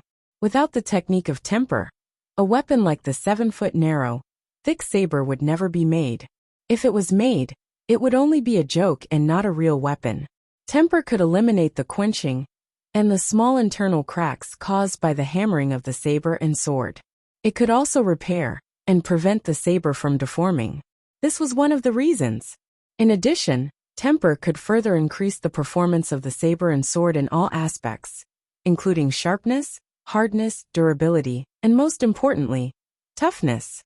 Toughness might not sound like much, but if one thought about it, adding toughness to an extremely hard weapon was incredible. It was like wrapping a piece of ice in a fire and not melting it. Once a 7-foot narrow, thick saber had toughness, even if it was just a little bit, it would make a huge difference in performance. With toughness, the saber could be considered to have truly made up for its shortcomings and become a real top-notch weapon. Moreover, he wouldn't have to worry about being snapped by the fingers of those top-notch fighters in battle. With temper, he could add toughness to a weapon. This meant that in this world, Wang Chong had truly mastered a never-before-seen weapon-making technique. Chapter 140. The Nurturing of Uncle in the Cavern. Wang Chong chopped some pine branches and started a new fire. Unlike quenching, this was a small fire. There were only a few pine branches. The temperature of tempering was even lower than that of quenching, around 150 degrees Celsius. Thus, a small fire with a few pine branches sufficed. It's about time. Wang Chong placed a hand on top of the fire and felt that it was about time. Thus, he placed the quenched saber on top of the fire. A temperature of 150 degrees Celsius was extremely low, far from being able to melt Wuxia steel. In fact, it would be hard for the saber to even heat it until it was slightly red. Under such circumstances, and after being quenched, the toughness of the saber had reached an astonishing level. This meant that the tempering process was much more energy-consuming than quenching, and it required much more time and effort. If it was in the past, it would have been difficult for Wang Chong to complete the tempering of a finished Wuxia steel product. However, after reaching Origin Energy Tier 7 and cultivating Might of the Barbaric God, Wang Chong's strength had increased significantly, allowing him to complete this process alone. Boom! As though a bolt of lightning, Wang Chong brandished his metal hammer and smashed it heavily against the surface of the saber. The heavy smithing platform trembled under Wang Chong's hammer, and a lot of stone powder and stone fragments fell from the cavern. Boom! Once, twice, thrice, Wang Chong exerted his full strength, and the metal hammer in his hand fell time and time again. He exerted his full strength every single time. Regarding the first Wuxia steel saber that he was about to forge, Wang Chong was filled with anticipation. The sound of Wang Chong's hammer echoed throughout the cavern. The tempering process required much more time than quenching. The tough nature of the Wuxia steel meant that Wang Chong needed to spend more time on this weapon. For the whole day, from sunrise to sunset, until all the pine branches that Wang Chong had cut down were burned. Wang Chong finally completed the tempering process. Sweating profusely, Wang Chong stood at the edge of the iron platform. His clothes were soaked, and the ground within 3 zhang of his feet was wet. Wang Chong had spent a lot of time and energy to forge this narrow, thin, and thick saber. However, Wang Chong's heart was filled with gratification and satisfaction as he looked at the new narrow, thin, and thick blade in his hand. After spending a day and a night, it's all worth it. Wang Chong gripped the hilt and raised the narrow, thin, and thick saber in his hand. This saber was gorgeous and beautiful, and its surface was filled with magical patterns that flowed like clouds and flowing water. At the same time, behind the gorgeous and beautiful appearance, there was an extreme coldness and bloodthirst. This was a weapon that was born to kill. However, in Wang Chong's hands, it was brought to perfection, reaching the level of art. Shwa! Wang Chong held the saber in his wrist and shook it lightly. The air in the cavern immediately rippled like ripples, as though the air itself had been sliced into countless pieces. Amidst the embers of the pine branches, one could see that the sharpness of the narrow, thin, and thick saber was even more terrifying than before. What a good saber! Such a good saber should have its own name. Have you thought of what to call it? A series of footsteps sounded from behind. Li Zhuxin's robes fluttered as he walked into the cavern. Looking at the narrow, thin, and thick saber in Wang Chong's hands, his usually calm eyes couldn't help but waver. Hee, I've thought of it. Let's call it Death's Abyss. Wang Chong said with a smile. He seemed to have long known of Li Zhuxin's appearance. Death's Abyss? What a good name. If I knew that you had such a weapon, I might have changed my employment condition to this saber. Li Zhuxin stared at the Death's Abyss in Wang Chong's hands as he spoke.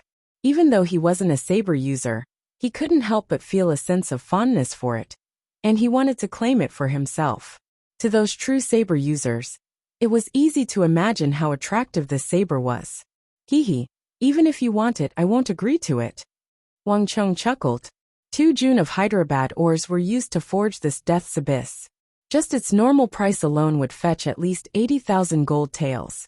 Furthermore, this weapon was much more formidable than any weapon Wang Chong had forged before.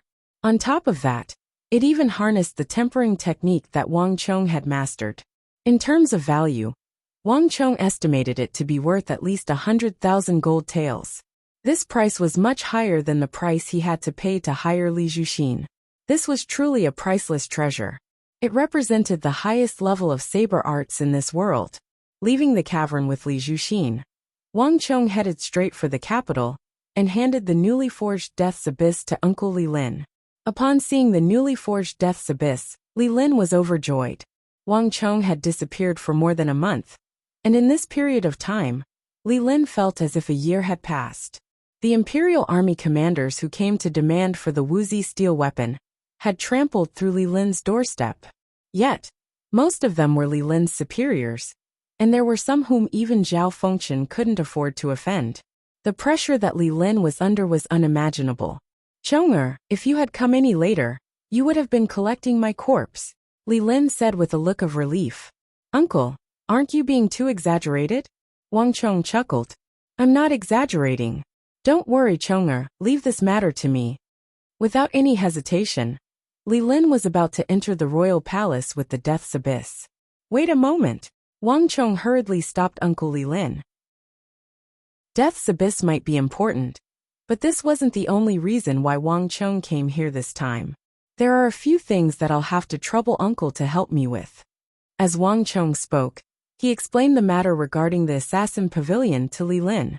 To think that there would be such a thing. After hearing the entire matter, Li Lin harumphed coldly. A rare sliver of killing intent surfaced on his face.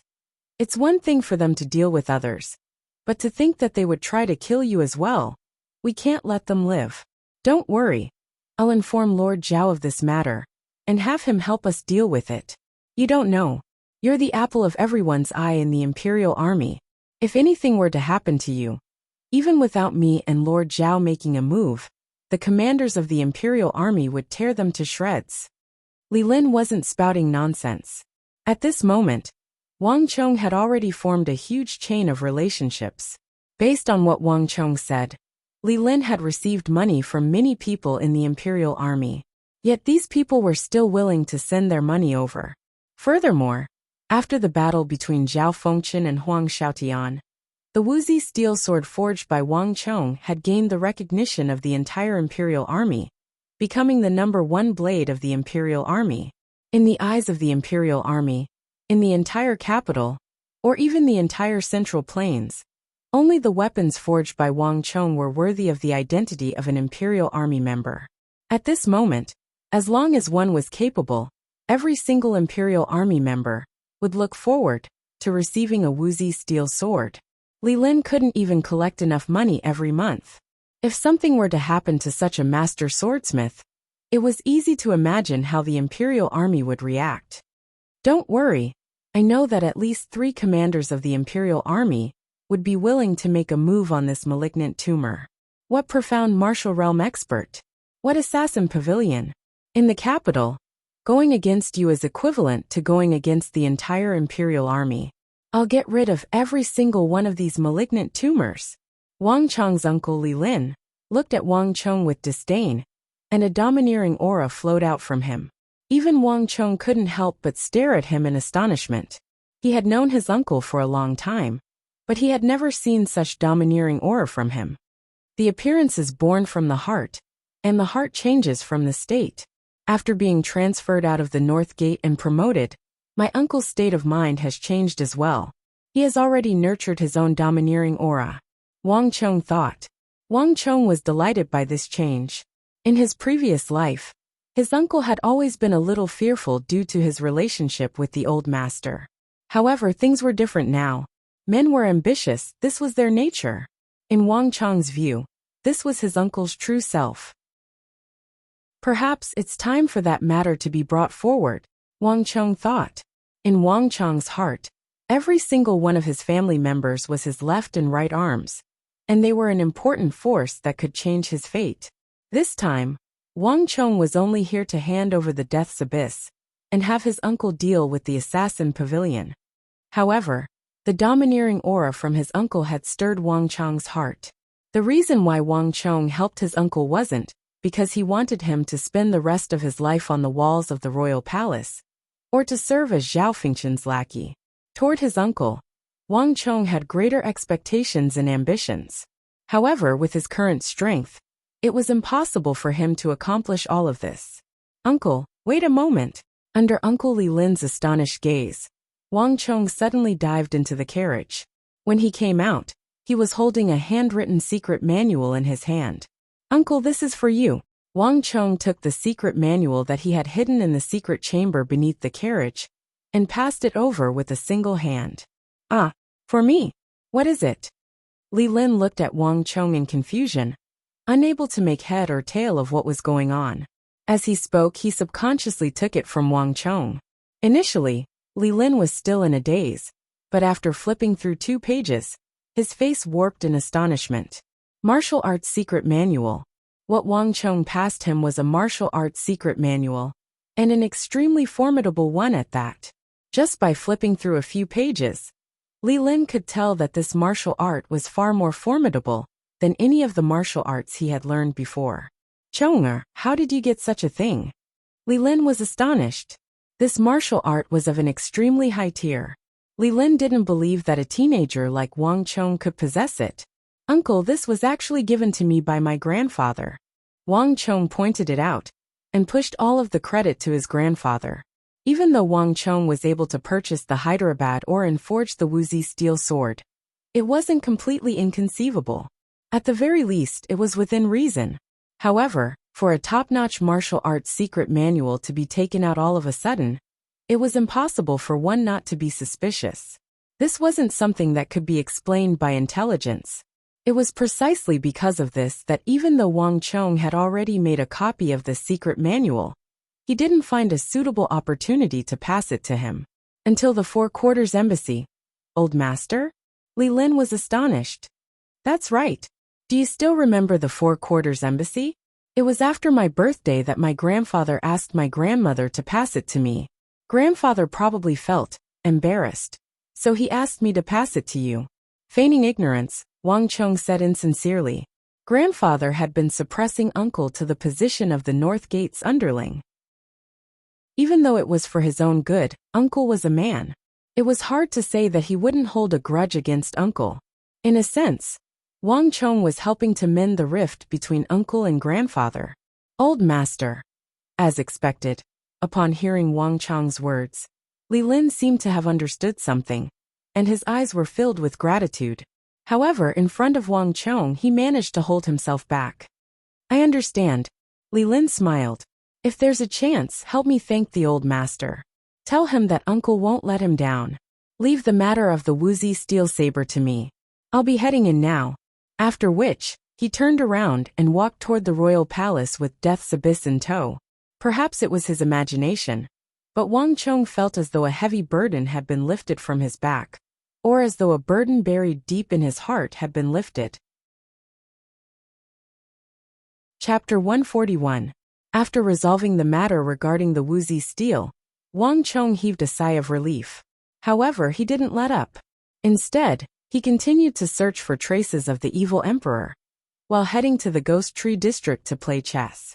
On the other hand, Uncle Li Lin's side was progressing swiftly as well, seemingly out of anger at the assassin pavilion for attempting to assassinate Wang Chong. He vanished after just 2 days. While the imperial army was patrolling the capital, they discovered a nest of assassins with malicious intentions.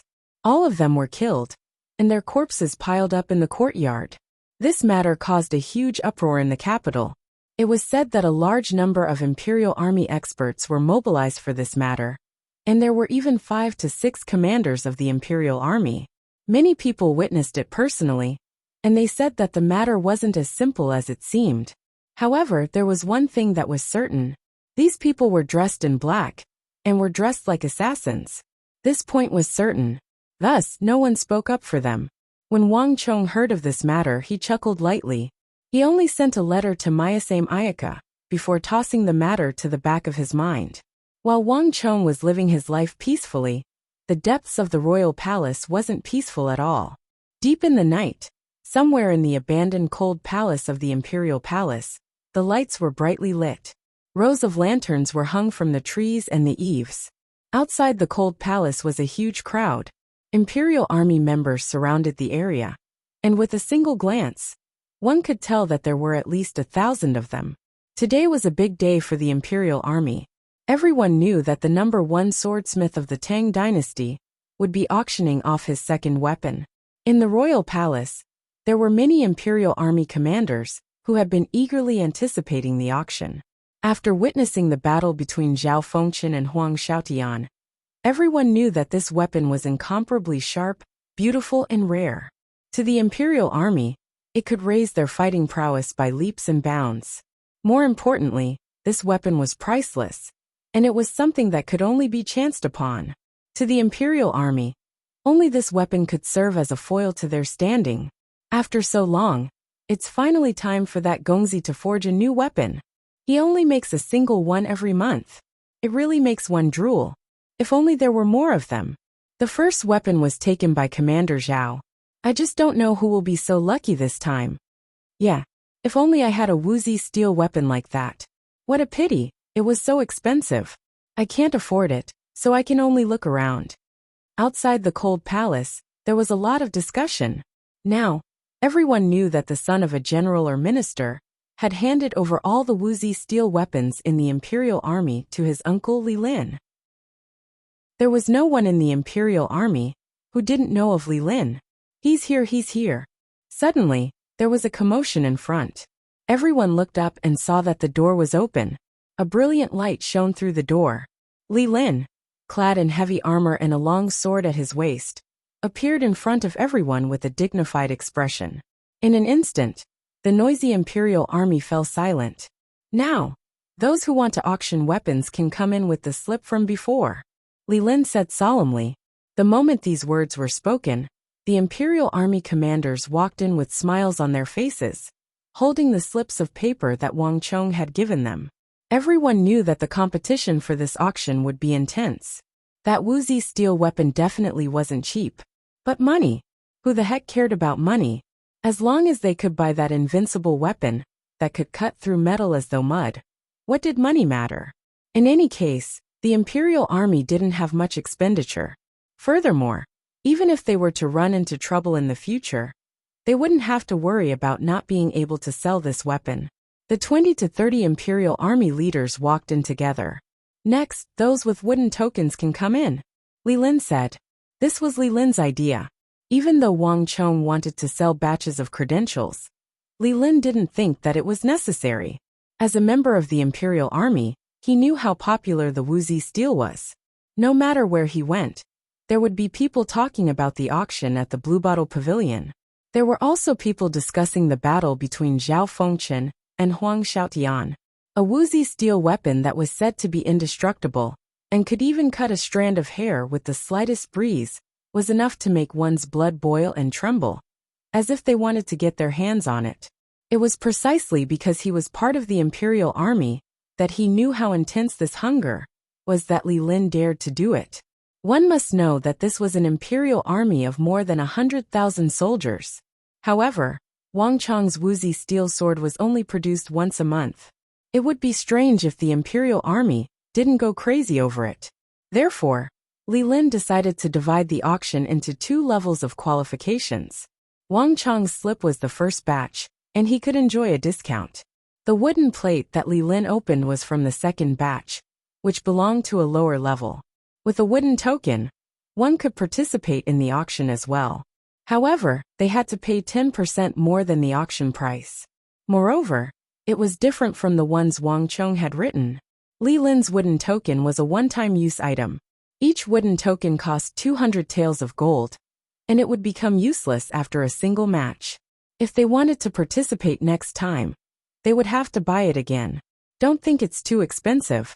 In Li Lin's view, it was still too cheap. There were more than 100,000 soldiers in the imperial army. Even if one didn't buy it, someone else would. There was no need to worry about not being able to sell it. Furthermore, those who were able to come here and spend tens of thousands of gold taels on Wuxia steel swords would definitely not be short of 200 taels of gold. In Li Lin's view, this was the correct way to auction the Wuxia steel swords. Through this method, he could distinguish who the real buyers of the Wuxia steel swords were. As for Wang Chong's slips, what a waste! However, what was done could not be undone. Li Lin couldn't say anything more. In an instant, 70 to 80 imperial army leaders rushed in. Just these people alone had earned more than 15,000 taels of gold. To be able to earn more than 10,000 taels of gold from an auction of swords and sabers, only a fool wouldn't do such a good thing. Next, those with metal slips can come in, Li Lin said. This was the lowest level. In the imperial army, there were many who were curious about the Wuxia steel swords and had a strong desire for them. To Li Lin, since that was the case, why not make use of them as well? The more people that saw it, the better its reputation would be, and the faster it would spread. At the same time, more hidden buyers would appear in the imperial army. Thus, Li Lin signed the third-level metal slips. These metal slips were priced at 10 gold taels each, and it wasn't expensive. Those with metal slips were allowed to spectate by the side. However, they could only spectate by the side. They couldn't buy anything, and there weren't any seats. Don't complain about the poor service and lack of seats. One must know that there were more than 100,000 Imperial Army members waiting outside. In an instant, hundreds of Imperial Army members rushed forward. This was another few thousand gold taels of gold. Just this auction alone would earn Li Lin at least 20,000 gold taels. After doing all of this, Li Lin returned to the inner chamber. The cold palace of the royal palace was massive, and the small residences outside couldn't compare to it. The main hall was brightly lit, and at the very top of the hall sat 3 commanders. At the very center was Commander Zhao Fengchen. Time flew, and it had been more than a month since Zhao Fengchen took the position of commander. Compared to before, Zhao Fengchen's aura had clearly grown stronger and more authoritative. Li Lin entered the room and bowed slightly to Zhao Fengchen. Then, he walked up to a large rectangular wooden platform at the center of the hall. Lord Li, where's the Wuxia steel sword? Hurry up and take it out. Don't keep us in suspense. That's right, everyone is waiting. Lord Li, it's been more than a month. Our brothers have been waiting anxiously for it. Don't tease us anymore. Everyone jeered impatiently. They couldn't wait any longer. Lordly, you can't be joking with us, right? Some of the Imperial Army commanders even expressed their displeasure. So anxious? Can't you wait even a moment? Li Lin chuckled. This was the effect he wanted. Since that's the case, I won't keep you in suspense. The second Wuxia steel sword is right here. Pa. Right after saying those words, Li Lin slammed his palm on the wooden platform before him. Pung. The wooden platform was smashed into pieces, and underneath the chest was a pitch-black weapon that was 7 feet long. The weapon was placed on a similarly long, hollow pitch-black metal table. In an instant, the entire hall fell silent. Everyone thought that Li Lin was the one hosting the auction. But who could have thought that there would be a hidden mechanism hidden within the wooden platform? Lordly, what's this? An Imperial Army commander stood up from his seat and pointed to the bizarre weapon on the hollow metal table. Many people thought that Wang Chang's work would be a sword, just like the previous one. But from the looks of it, that wasn't the case at all. The weapon was around 2 fingers wide, but it was 7 chi long. Furthermore, it had a certain curve to it, making it look extremely beautiful. It was sheathed in a black wooden sheath, and it looked completely different from any weapon that they had seen before. Ha, good question. This is the first saber that my nephew, Wang Chong, has forged.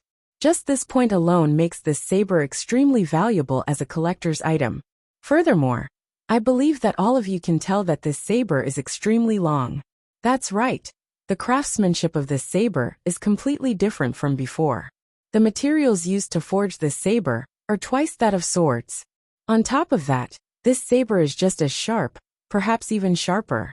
According to my nephew, this saber is made for killing, so he named it Death's Abyss. Around this saber, no one can escape death. Li Lin spoke with confidence and composure.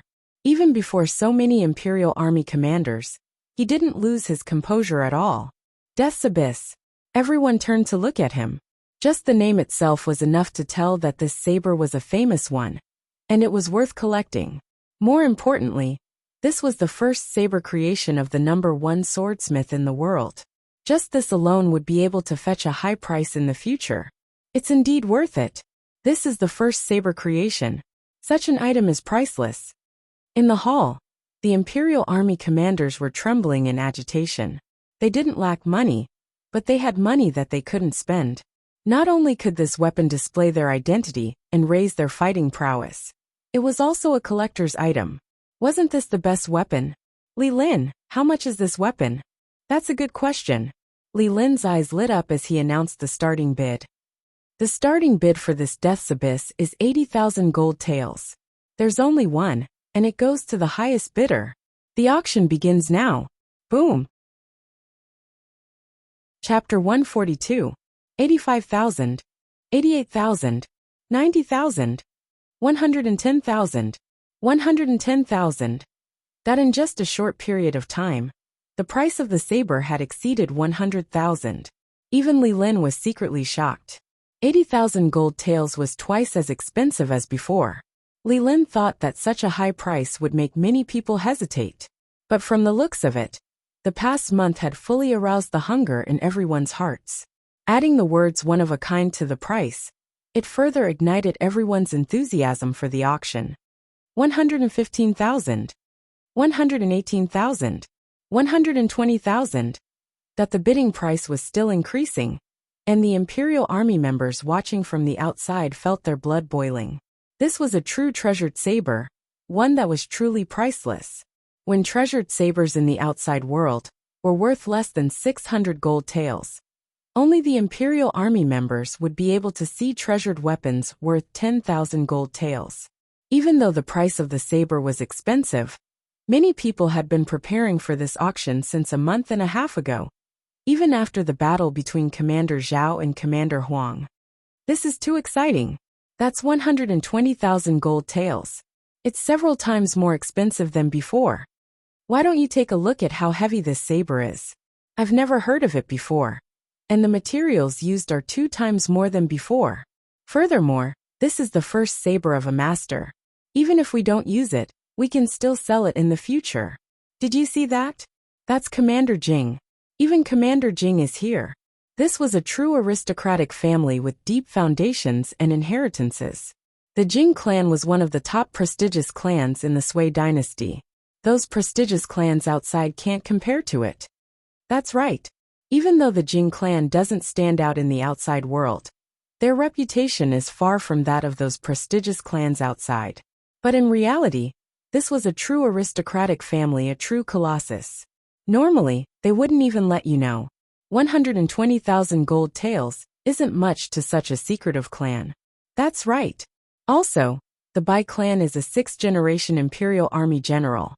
It would be a wonder if they would let such an opportunity slip by. There are too many monks and not enough gruel. At the back of the hall, the faces of the crowd were flushed red, as though they were on steroids. They were even more excited than those who were participating in the auction. It was truly worth it to be able to spectate here for 10 gold taels. In the imperial army, who would care about 10 gold taels? 139,000, 140,000, 141,000, 142,000, 142,500. That there was a limit to the value of any weapon, but it was not infinite. When the price reached 140,000, the increment gradually slowed down. Obviously, in everyone's hearts, the true price of this weapon should be around 150,000, not more than that. Not bad. Behind Li Lin, Zhao Fengchen nodded slightly. This price had already exceeded his expectations. It was quite good. It was apparent that this weapon was very popular among the imperial army. Logically speaking, this price was not bad. However, Li Lin couldn't help but laugh when he saw this scene. He had heard from Wang Chong before. This time, the sword was very similar. It used a new technology, and compared to the previous Wuxia steel weapons, there was an additional process. Almost immediately, Li Lin keenly realized that there was a huge business opportunity in this. Everyone, speaking of which, none of you have seen a real saber. Now I'll let everyone take a look. Li Lin suddenly grabbed the hilt of the saber and pulled it lightly. Clang! A clear and melodious dragon's roar resounded in the ears of everyone in the hall. Following that, a cold light leaped up like a flood dragon and streaked across the ceiling above the hall. All the lights in the room suddenly dimmed at this moment and were robbed of their light. Everyone's heart skipped a beat. When they took a closer look, they realized that Li Lin was holding a uniquely shaped saber. This was a 7-chi-long saber. From the tip of the saber to the hilt, it was an extremely uniform length of 2 fingers. On top of that, the massive arc of the saber seemed to exude a soul-stirring sense of beauty. What was even more stifling was the magical inscriptions on the saber. It exuded an extreme sense of beauty, and at the same time, it exuded an intimidating sense of aggression.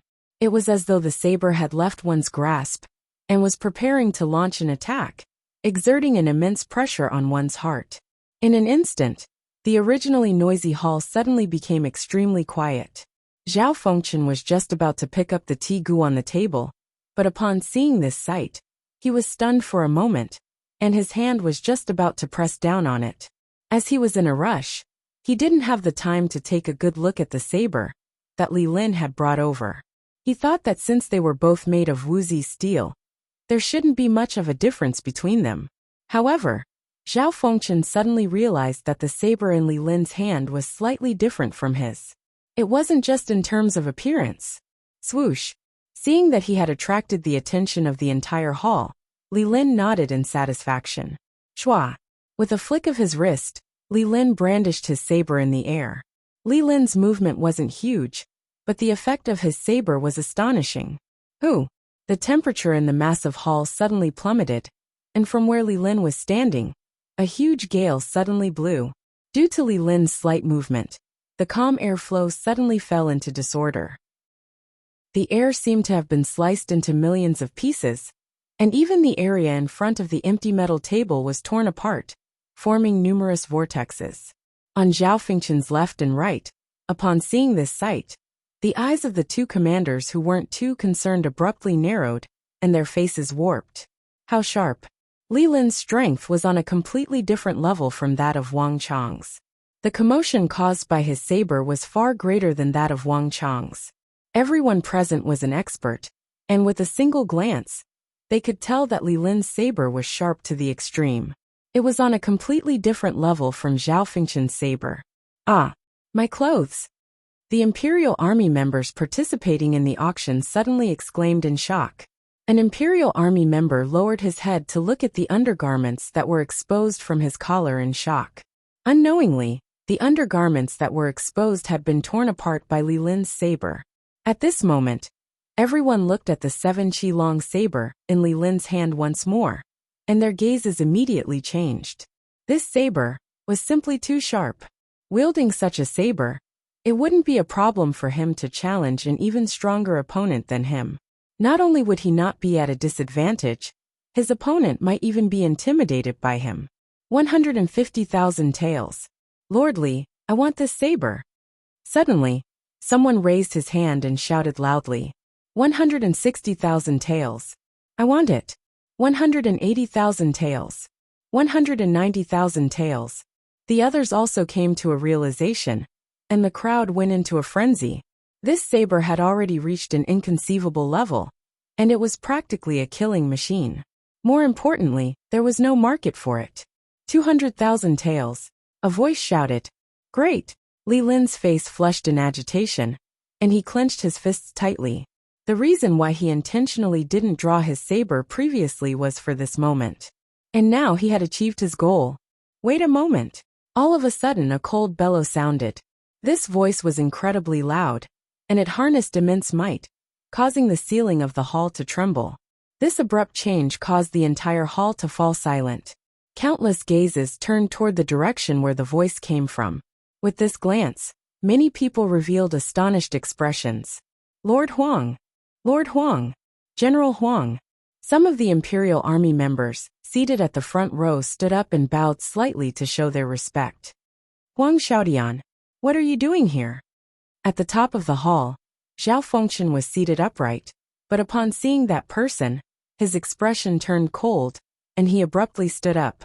A majestic aura gushed forth like a tidal wave. The temperature in the hall plummeted, and the atmosphere abruptly turned tense. Amidst the crowd, there was a black-skinned man with a muscular body reminiscent of a bear. He was no other than Zhao Fengchen's nemesis in the royal palace, Huang Xiaotian. Due to the selection battle, Zhao Fengchen and Huang Xiaotian had fallen out, and after the selection battle, their relationship became even more tense. No one could have expected Huang Xiaotian to appear at this moment. In an instant, the entire hall fell silent. Everyone held their breath, and no one dared to speak. The atmosphere was incredibly tense. Since you can come, why can't I? Does the cold palace have your surname? Besides, weren't you the ones who invited me here? Huang Xiaotian's eyes were as sharp as copper bells, and his black beard gave him a boorish appearance. His voice was extremely loud, and it felt as though he was being unreasonable. Wang. Before Huang Xiaotian could finish his words, he flicked his wrist, and a metal slip appeared on his fingertips. Upon seeing this metal slip, Zhao Fengchen's complexion immediately turned awful. He abruptly turned his head to look at Li Lin. It wasn't me. I don't know either. This sight was too abrupt, and Li Lin's complexion wasn't much better than Zhao Fengchen's. Zhao Fengchen and Huang Xiaotian were like fire and water, and in Zhao Fengchen's heart, Huang Xiaotian was a taboo. Wasn't this fellow trying to ruin Zhao Fengchen's reputation by appearing here? However, Li Lin knew that the metal slip in Huang Xiaotian's hand wasn't from him. He was on the same boat as Zhao Fengchen, and ruining Zhao Fengchen's reputation was equivalent to ruining his own. How could he possibly do that? SSS. Seeing Li Lin shake his head, Zhao Fengchen took in a deep breath, and his complexion improved. Without a doubt, Huang Xiaotian's supporters in the Imperial Army weren't any lesser than his. There was a high chance that Huang Xiaotian's Imperial Army subordinates bought Li Lin's metal slip and gave it to Huang Xiaotian. Huang Xiaotian, what are you trying to do? This isn't your encampment. General Huang, don't mess around. Look at this place. Even though the auction is organized by Lord Zhao and Li Lin, the ones who are buying the sword are our brothers. But the ones who want to buy the sword are our brothers. If you dare to cause trouble, then it's the same as going against all our brothers. The two right Imperial Army commanders by Zhao Fengchen's side stood up. Even though Zhao Fengchen had won the marshal selection, the faction behind Huang Xiaotian wasn't weak either. After his defeat, he actually managed to get him the position of vice marshal. Thus, no one dared to go overboard. It's for the good of our brothers that I came here, because I can't stand you fellows swindling our brothers' money. Huang Xiaotian's face was cold, and as he spoke, he strode in from the periphery. You're Li Lin, right? Walking up to Li Lin, Huang Xiaotian narrowed his eyes. His teeth were cold, and he didn't hide his threat at all. Following Zhao Fengchen sure is insightful. I hope that you'll have a bright future in the Imperial Army. Huang Xiaotian, how dare you? Zhao Fengchen slammed the table furiously. On the other side, Li Lin's complexion turned awful under Huang Xiaotian's threat. His standing in the Imperial Army was no longer the same as before. And due to Wang Chang's Wuxia steel sword, he had managed to gain the limelight in the Imperial Army. However, compared to figures of Huang Xiaotian and Zhao Fengchen's level, he was clearly lacking. Regardless of whether it was Huang Xiaotian or Zhao Fengchen, both of them had a huge backing behind them. Li Lin had tried to look into the matter, but in the end, he accidentally reached the depths of the royal palace. A chill ran down his spine, and he didn't dare to investigate any further. This kind of factional struggle was no small matter. Chapter 143. Lord Huang, this isn't the Mirage Dragon. There are so many brothers here. Lord Huang, please conduct yourself with dignity. At this moment, Li Lin suddenly spoke up. The moment he opened his mouth, everyone was shocked. Even Zhao Fengchen was taken aback. Li Lin, how dare you speak to me in such a manner? Huang Xiaotian's face was cold as he glared at Li Lin. He didn't expect a lowly guard like Li Lin to talk back to him before so many people. Lord Huang, I'll say it once more. This isn't the Mirage Dragon. If Vice Commander Huang wishes to cause trouble, please leave this place. Li Lin spoke once more. This time, his gaze met Huang Xiaotian's fearless gaze. In the hall, two commanders who were on good terms with Zhao Fengchen stood up, wanting to dissuade Li Lin. It wasn't a good thing to make an enemy out of Huang Xiaotian. However, Zhao Fengchen quickly waved his hands to stop them. Looking at Li Lin, Zhao Fengchen was astonished, and many thoughts flashed through his mind. He had a deep understanding of Li Lin. There was a huge problem with Li Lin's personality.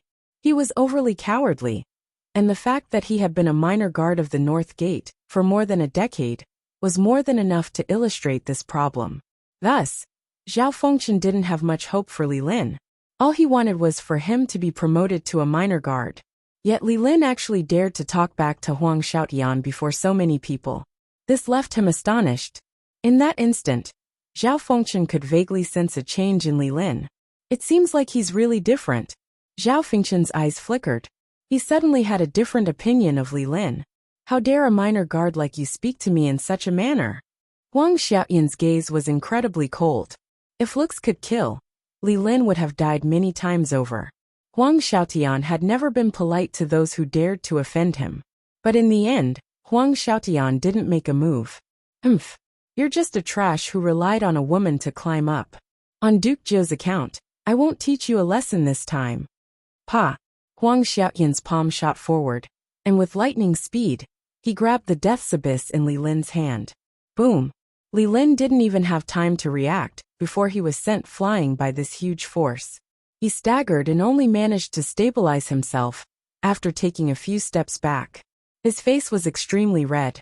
Li Lin could be considered an expert in the Imperial Army, but compared to a future big shot like Huang Xiaotian, there was still a huge gap. Even though Huang Xiaotian had lost to Zhao Fengchen, he was still one of the top experts in the future Imperial Army beneath the three marshals. How could Li Lin be his match? Brothers, please take a look. I, Huang Xiaotian, am not here for a personal grudge. It's just that I can't bear to see these fellows swindle others of their wealth. Huang Xiaotian easily snatched Death's Abyss from Li Lin's hand. His right hand gripped the hilt of the saber, and slowly turned it around in the hall. A series of cold gleams swept through the void, causing everyone's eyes to be dazzled. However, Huang Xiaoyan's face was filled with disdain. It was as though this wasn't some treasure saber, but a worthless piece of scrap metal. Huang Xiaotian, what are you trying to do? Zhao Fengchen suddenly spoke with a cold expression. Didn't I tell you? I can't bear to see you swindlers, so I'm here to expose you. Huang Xiaotian turned to look at Zhao Fengchen and sneered coldly. A powerful aura emanated from his body. What is hard is easy to break. Zhao Fengchen Li Lin, don't tell me you don't understand this logic. Any weapon that exceeds 3 qi will break easily, and the longer it is, the more likely it will break. Thus, in the Central Plains, there are very few swordsmiths who can forge weapons beyond 3 qi. A weapon of 4 qi is already a rare sight, but to think that you would use a weapon of 7 qi to fool everyone. Do you really think that everyone here is a fool? Huang Xiaoyan's words immediately caused a huge commotion in the hall.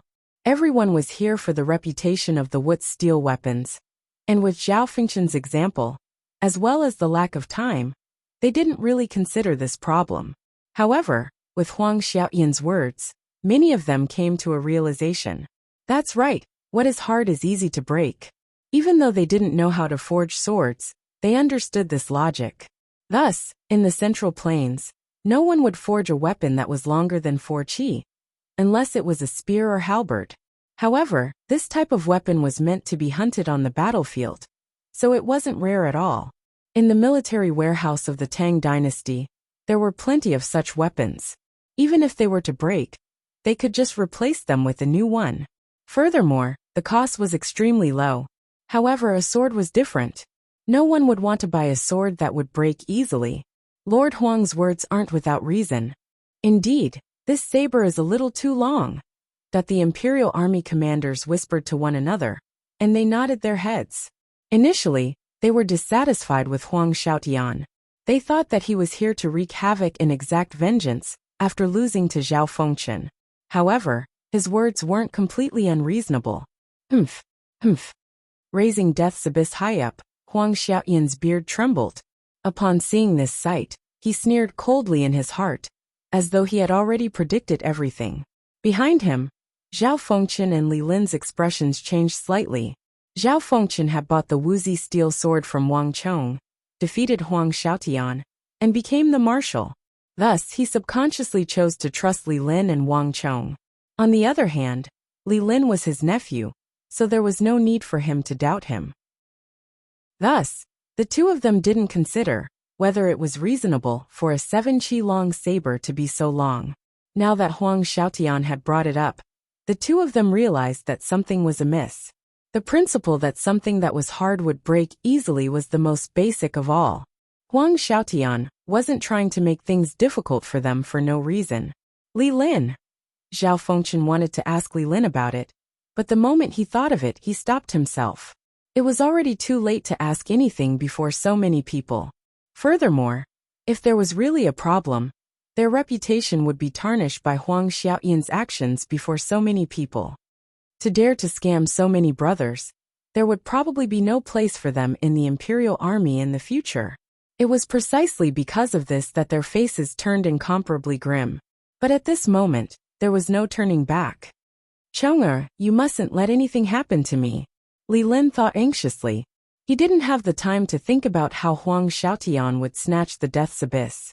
Standing in the hall, he could sense that the gazes everyone was looking at him from all directions weren't right. But for his nephew, Li Lin couldn't say anything even if he was scammed. Brothers, the sharper the weapon isn't necessarily the better. This weapon might look grand, but it's actually nothing more than a pile of scrap metal. Today, I'll show you what this death's abyss is, and see if it's worth your money. As Huang Xiaotian spoke, he raised the 7 qi death's abyss in one hand and stretched out the index finger of his other hand. With a slight bend, he flicked his finger toward the 70% of the death's abyss. Hong long long. The sound of wind and thunder exploded in the air. Huang Xiaoyan's fingertip instantly exploded with a dazzling golden energy that was like a comet. Although the energy was formed from yuan qi, it was as hard as diamond and gave off a feeling that it was indestructible. Diamond Gale Lightning Finger. This was one of Huang Xiaoyan's ultimate techniques. It allowed one to concentrate all of one's strength into a single finger, making it as tough as Vajra. In close-range combat, Huang Xiaotian could even fight bare-handed against an opponent wielding a divine weapon, with only one hand behind his back. In Huang Xiaotian's previous battles, he had broken the record of more than 100 treasured swords and sabers. The most famous instance of Huang Xiaotian's Diamond Gale Lightning Finger was when Huang Xiaotian was out on a mission. When he passed by a mountain, he saw a dozen zhang tall basalt cliff. The entire cliff was a single piece of basalt rock embedded into the mountain. Huang Xiaotian's companions joked with him, asking if his Diamond Gale Lightning Finger could leave a mark on the basalt rock. In the end, Huang Xiaotian only chuckled. He walked up to the cliff, and with a flick of his finger, he shattered the entire basalt rock. Eventually, like a spiderweb, it shattered into countless fragments and fell down. This incident was extremely famous in the imperial army. Even decades later, Huang Xiaotian's name would still be mentioned by others, and it became a beautiful story. If Huang Xiaotian were to use his Diamond Gale Lightning Finger, there probably wouldn't be many weapons that could withstand it. At the very least, a 7-qi-long saber wouldn't be able to withstand it. Wait a moment, Zhao Fengchen shouted. He wanted to stop Huang Xiaotian, but it was already too late. Hung long long, the entire hall was filled with the sound of wind and thunder. It was as though countless lightning bolts were streaking across the hall. In that instant, before everyone's eyes, time seemed to have come to a halt. Hoo! A raging wind blew in the hall, and endless air currents flowed in the direction of the death's abyss along with Huang Xiaotian's finger. As Huang Xiaotian's finger inched closer, everyone's hearts leaped into their throats. The atmosphere was tense. Everyone knew that Huang Xiaotian's finger could collapse a cliff with a single finger. It wasn't something that could be looked at normally.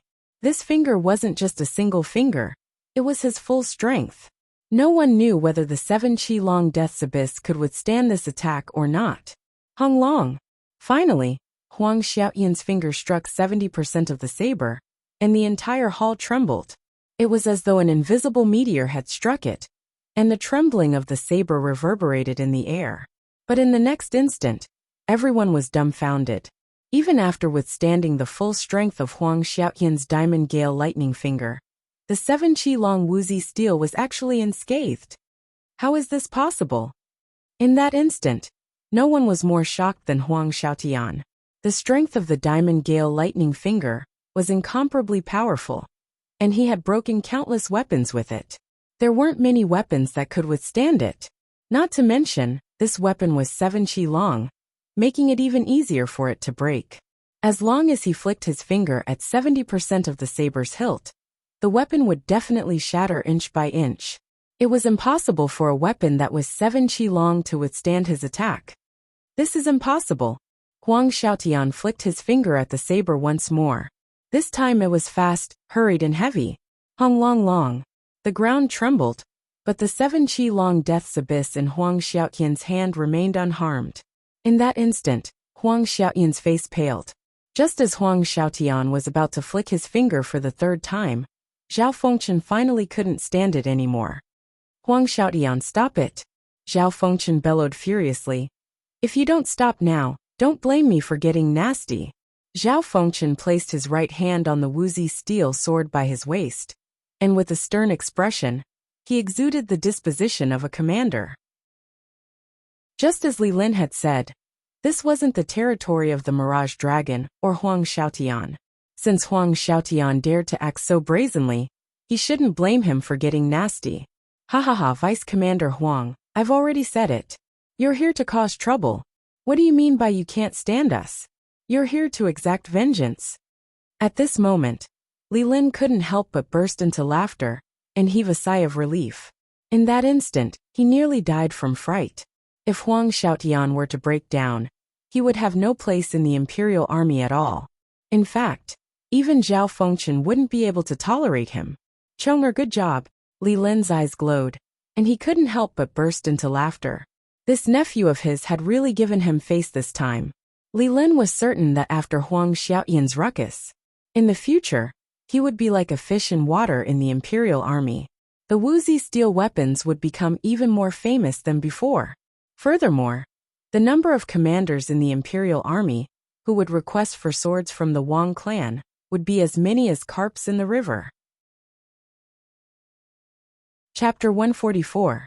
Lord Huang. This place is prepared for those who are auctioning the saber. If you don't wish to auction this saber, please leave. Also, even if Lord Huang wishes to buy it. Li Lin glanced deeply at the metal lot in Huang Xiaoyan's hand, and an indiscernible smile appeared in his eyes. Lord Huang, I'll have to ask you to change the metal lot next time. This metal lot that costs 10 gold taels each can only stand at the very back.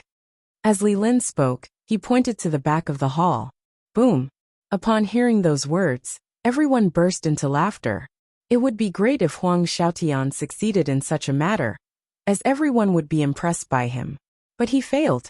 Clearly, there was nothing wrong with the saber that Chong Gongzi forged. The nature of this matter changed completely. There were already people in the crowd who were dissatisfied with Huang Xiaotian.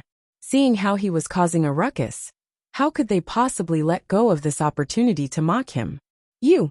Huang Xiaotian glared at Li Lin, who was behind the metal table, and his face flushed. He had made a name for himself a long time ago, and he had always been proud of his seniority in the imperial army. There was no one who didn't respect him. Now that he was being mocked in front of so many people, how could he possibly tolerate such humiliation? Huang Xiaotian was about to fly into a rage, but Li Lin didn't give him the chance. Everyone, the quality of this death's abyss is clear for all to see. The longer a weapon is, the easier it is to break. However, the weapon forged by my nephew isn't one of those. Now let's continue the auction. The highest bid is 200,000 gold taels. Who else wishes to bid? Li Lin's gaze swept past Huang Xiaotian and landed on the crowd beneath the stage. Me. I offer 200,000 gold taels. What is 210,000 gold taels? I offer 220,000. 230,000. Huang Xiaoyan's two adamantine storm fingers stirred the hearts of the Imperial Army members. The quality of this saber weapon was simply too high. Not only was it able to slice through metal as though mud, it was also able to withstand two adamantine storm fingers from Huang Xiaotian without suffering any damage. Just based on this point, this saber could be said to be one of the best in the world. 240,000 gold taels. This time, the voice came from behind. Li Lin was taken aback. Only then did he realize that the other Imperial Army general beside Zhao Fengchen was staring intently at the death's abyss in his hand. What's wrong, Lord Li? Can't we sell this weapon? The Imperial Army commander surnamed Zhou joked. Yes, of course I can. Li Lin was overjoyed and extremely excited. Why not? He couldn't ask for more. 240,000. Any higher bids? 250,000. This time, it was the commander seated on Zhao Fengchen's left, and he was just as enthusiastic as before. He had no intention of participating in this auction. However, Huang Xiaoyan's adamantine storm finger was a legend in the Imperial Army. Any weapon that could withstand 2 flicks of his finger would definitely be worth collecting. An incomparably sharp blade, a demonic flower demon, and a material that could match up to the diamond tempest finger. Such a weapon was definitely worth 200,000 taels of silver. 251,000 taels. 260,000. This time, Zhao Fengchen also participated in the auction with an interested expression on his face. From the looks of it, Wang Chang's saber was indeed extraordinary. It was completely different from the swords he had forged in the past. Zhao Fengchen was tempted to buy one as well. Even if he didn't use it himself, he could keep it as a collection. Even though Zhao Fengchen didn't know how to make a saber, he still had the eye to appraise a sword. The value of such a saber would only grow higher in the future. Due to its rarity, this kind of collectible saber was different from those mass-produced treasured swords in the market. Bastard! Huang Xiaotian stood there, not knowing whether to stand or stay. His face was as black as the bottom of a pot. At this moment, no one was paying attention to him. Everyone's attention was focused on the auction. What left Huang Xiaotian even more embarrassed was that these people weren't intentionally ignoring him. Rather, they were truly uninterested in him. Everyone's attention was focused on the saber. 300,000. Boom! Just as everyone was fiercely fighting over the saber, a thunderous voice suddenly came from outside the door. That voice was filled with immense might, causing the tiles on the roof to tremble. When the crowd heard that voice, they instinctively felt a deep sense of respect. Who? His cloak fluttered, and an authoritative figure suddenly appeared at the entrance. The aura he exuded seemed to be able to tear apart the world, and it felt as though one was looking up at the world. In front of this majestic and tyrannical aura, everyone felt as insignificant as an ant. Grand Marshal, an Imperial Army commander, stuttered, and his eyeballs were on the verge of popping out. Hua! The entire hall fell into chaos. Everyone who had been vying with one another to bid for the weapons suddenly trembled in fear and kneeled down. Not just the crowd, even Zhao Fengchen was shocked. He hurriedly got up from his seat and kneeled on the floor. Li Lin and the other captains of the Imperial Army were also panicking. They knelt on the ground, not daring to move at all. In the vast cold palace, there was a sudden silence, and there was only silence. Grand Marshal. At this moment, the only one still standing was Huang Xiaotian. He stood there in a daze, and his mind was in a complete mess. Everyone knew that there were only 3 people in the Imperial Army, and they were the 3 Grand Marshals. And the person before him was one of them. Even though Huang Xiaotian acted fearlessly with his seniority, he didn't care about the feelings of others. He was the same toward Zhao Fengchen and Li Lin. But before the 3 true leaders of the Imperial Army, he was insignificant. Zhao Fengchen and the others had privately occupied the cold palace for the auction and were discovered by the Grand Marshal. Logically speaking, this was a heavy crime, and it was beneficial to him.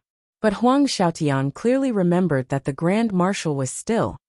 Huang Xiaotian was unable to wrap his head around the situation.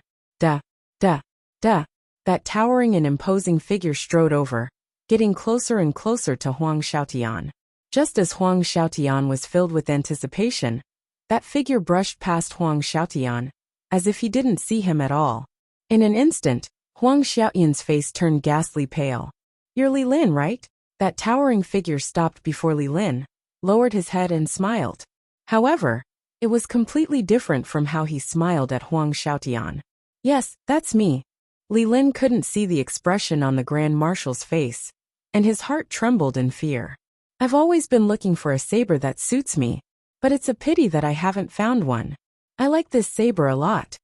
As the majestic, disdainful, and domineering voice spoke, he stretched out his hand and stroked the blade. Immediately, a clear and melodious buzzing sound rang out. It was very pleasant to listen to. "It's a pity that the inscription on it is too weak. It's not worthy of a top-notch weapon of this quality. But it doesn't matter. I can get someone to inscribe it again." The Grand Marshal spoke as he twirled the saber in his hand, as though he couldn't bear to part with it. Li Lin's face fell to the ground, and he suddenly recalled something. That's right. Of the 3 Grand Marshals, one was indeed a saber expert. However, he had never heard of him using a saber. Li Lin didn't pay much attention to it in the past. But now that he heard it, could it be that he didn't have a saber in the past? Or perhaps, he hadn't found a suitable saber in the first place. If that was the case, Lord Li Lin, am willing to offer this saber to the Grand Marshal for free, Li Lin immediately declared. His voice was firm, and there was a hint of hesitation in it. 300,000 gold taels might be precious, but Li Lin knew what it meant to him, and Lord Zhao, if he could win the favor of the Grand Marshal. With the protection of this lord, his and Zhao Fengchen's future in the Imperial Army would be bright, and no one would dare to do anything to them. Huang Xiaotian's incident would never happen again. To be able to win the favor of an Imperial Army Grand Marshal with 300,000 gold taels, this was a rare opportunity. Even if Wang Chong were to learn of it, he would surely support Li Lin. The moment Li Lin said those words, Huang Xiaotian's face darkened. However, the Grand Marshal's reaction was out of Li Lin's expectations. "There's no need for it. 300,000 gold taels, it's decided. There's no need to say anything more." The Grand Marshal's voice was firm, and there was no room for doubt. 300,000 gold taels, right? I'll get someone to pass it to you soon. Your name is Li Lin, right? I'll remember this name. Your saber. I like it a lot. As the Grand Marshal spoke, he picked up the saber on the table and left. His black cloak fluttered in the wind, and it didn't take long for him to disappear into the night. Even though he had taken away the Death's Abyss, no one thought that the Grand Marshal would go back on his words. In the Imperial Army, the Grand Marshal's words were the golden tongue. Li Lin and Zhao Fengchen stood up from the ground, and they glanced at one another. Slowly, smiles appeared in their eyes. Lifting their heads, they realized that Huang Xiaotian had already disappeared. However, they knew that this fellow wouldn't dare to act arrogantly before them anymore. The Grand Marshal of the Imperial Army, Wang Chong, had done them a huge favor. Putting aside the matter regarding the Imperial Army, after handing the Death's Abyss to his uncle, Wang Chong began searching for the evil emperor, while heading to the Ghost Tree district to play chess. There was still no news of the evil emperor, and Wang Chong didn't know where to look for him. Thus his progress was slow. On the other hand, in the Ghost Tree district, on the golden chessboard, Wang Chong was pushing his opponent closer and closer, and he was gaining the upper hand. He had almost cornered his opponent. On this day, Wang Chong arrived at the Ghost Tree district. Just as he was about to continue playing chess, he realized that a white-haired elder had suddenly appeared on the other side. This white-haired elder had a skinny figure, and he was dressed in a simple black robe. His right hand was holding onto a white stone, and his back was leaning against a Chinese scholar tree. He was kneeling on the ground, staring at the chessboard in a daze. SSSS. Upon seeing this sight, Wang Chong took in a deep breath. He felt as though his blood had congealed, and a huge shock surged through his soul. So Yung-san. Wang Chong's mind buzzed, and he felt as though the entire world had dimmed. In an instant, the only thing left in the world was the white-haired elder leaning against the tree. After nearly 2 months, Wang Chong finally met the elder whom he had yearned to meet in his previous life. The elder whom he respected the most, the war god of the Tang dynasty. Chapter 145. Wang Chong had never seen So Yung-sun before, but Wang Chong knew that this person had to be So Yung-sun. There was no earth-shattering aura, no shuddering majesty. The old man before him looked just like any other ordinary old man. If he hadn't known beforehand, if he hadn't known the details of this chess game, Wang Chong would never have guessed that this old man in black with a white chess piece in his hand was the famous war god of the Tang dynasty, So Yung-sun, an undefeatable legend that many knew had passed away long ago. Under an old locust tree in the western district of the capital, there was an ordinary golden chess game. This war god had chosen a successor for his legacy in his twilight years. Wang Chong felt his eyes burn, thinking of the living war god of the Tang dynasty standing in front of him. He couldn't help but feel a surge of excitement. A man who stood alone against 10,000. A man who used his life to save the people in the last moments of his life. A man who lived up to his beliefs was worthy of everyone's respect. It was the same for Wang Chong. But very quickly, Wang Chong calmed himself down. So Yung-sun's sudden appearance here was beyond his expectations. But this didn't mean that he would be able to smoothly inherit his legacy. The difficulty of inheriting the art of god and demon obliteration was absolutely maxed out. In his previous life, he wasn't the only one who had sat in front of this golden chess game. There were also many who could solve the game. But in the end, not a single one was chosen. So Yung-sun dared to ignore the emperor's edict. So Yung-sun even dared to reject the noble prince without hesitation.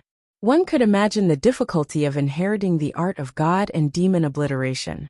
It wasn't a coincidence that the art of god and demon obliteration was so famous. There was a big reason behind it. So Yung-sun's personality played a big part. No one knew what his exact criteria for choosing a disciple was. Moreover, even if he was accepted into the sect, he would soon be kicked out of the sect. This kind of thing had happened before in his previous life. Wang Chong did not dare to be careless.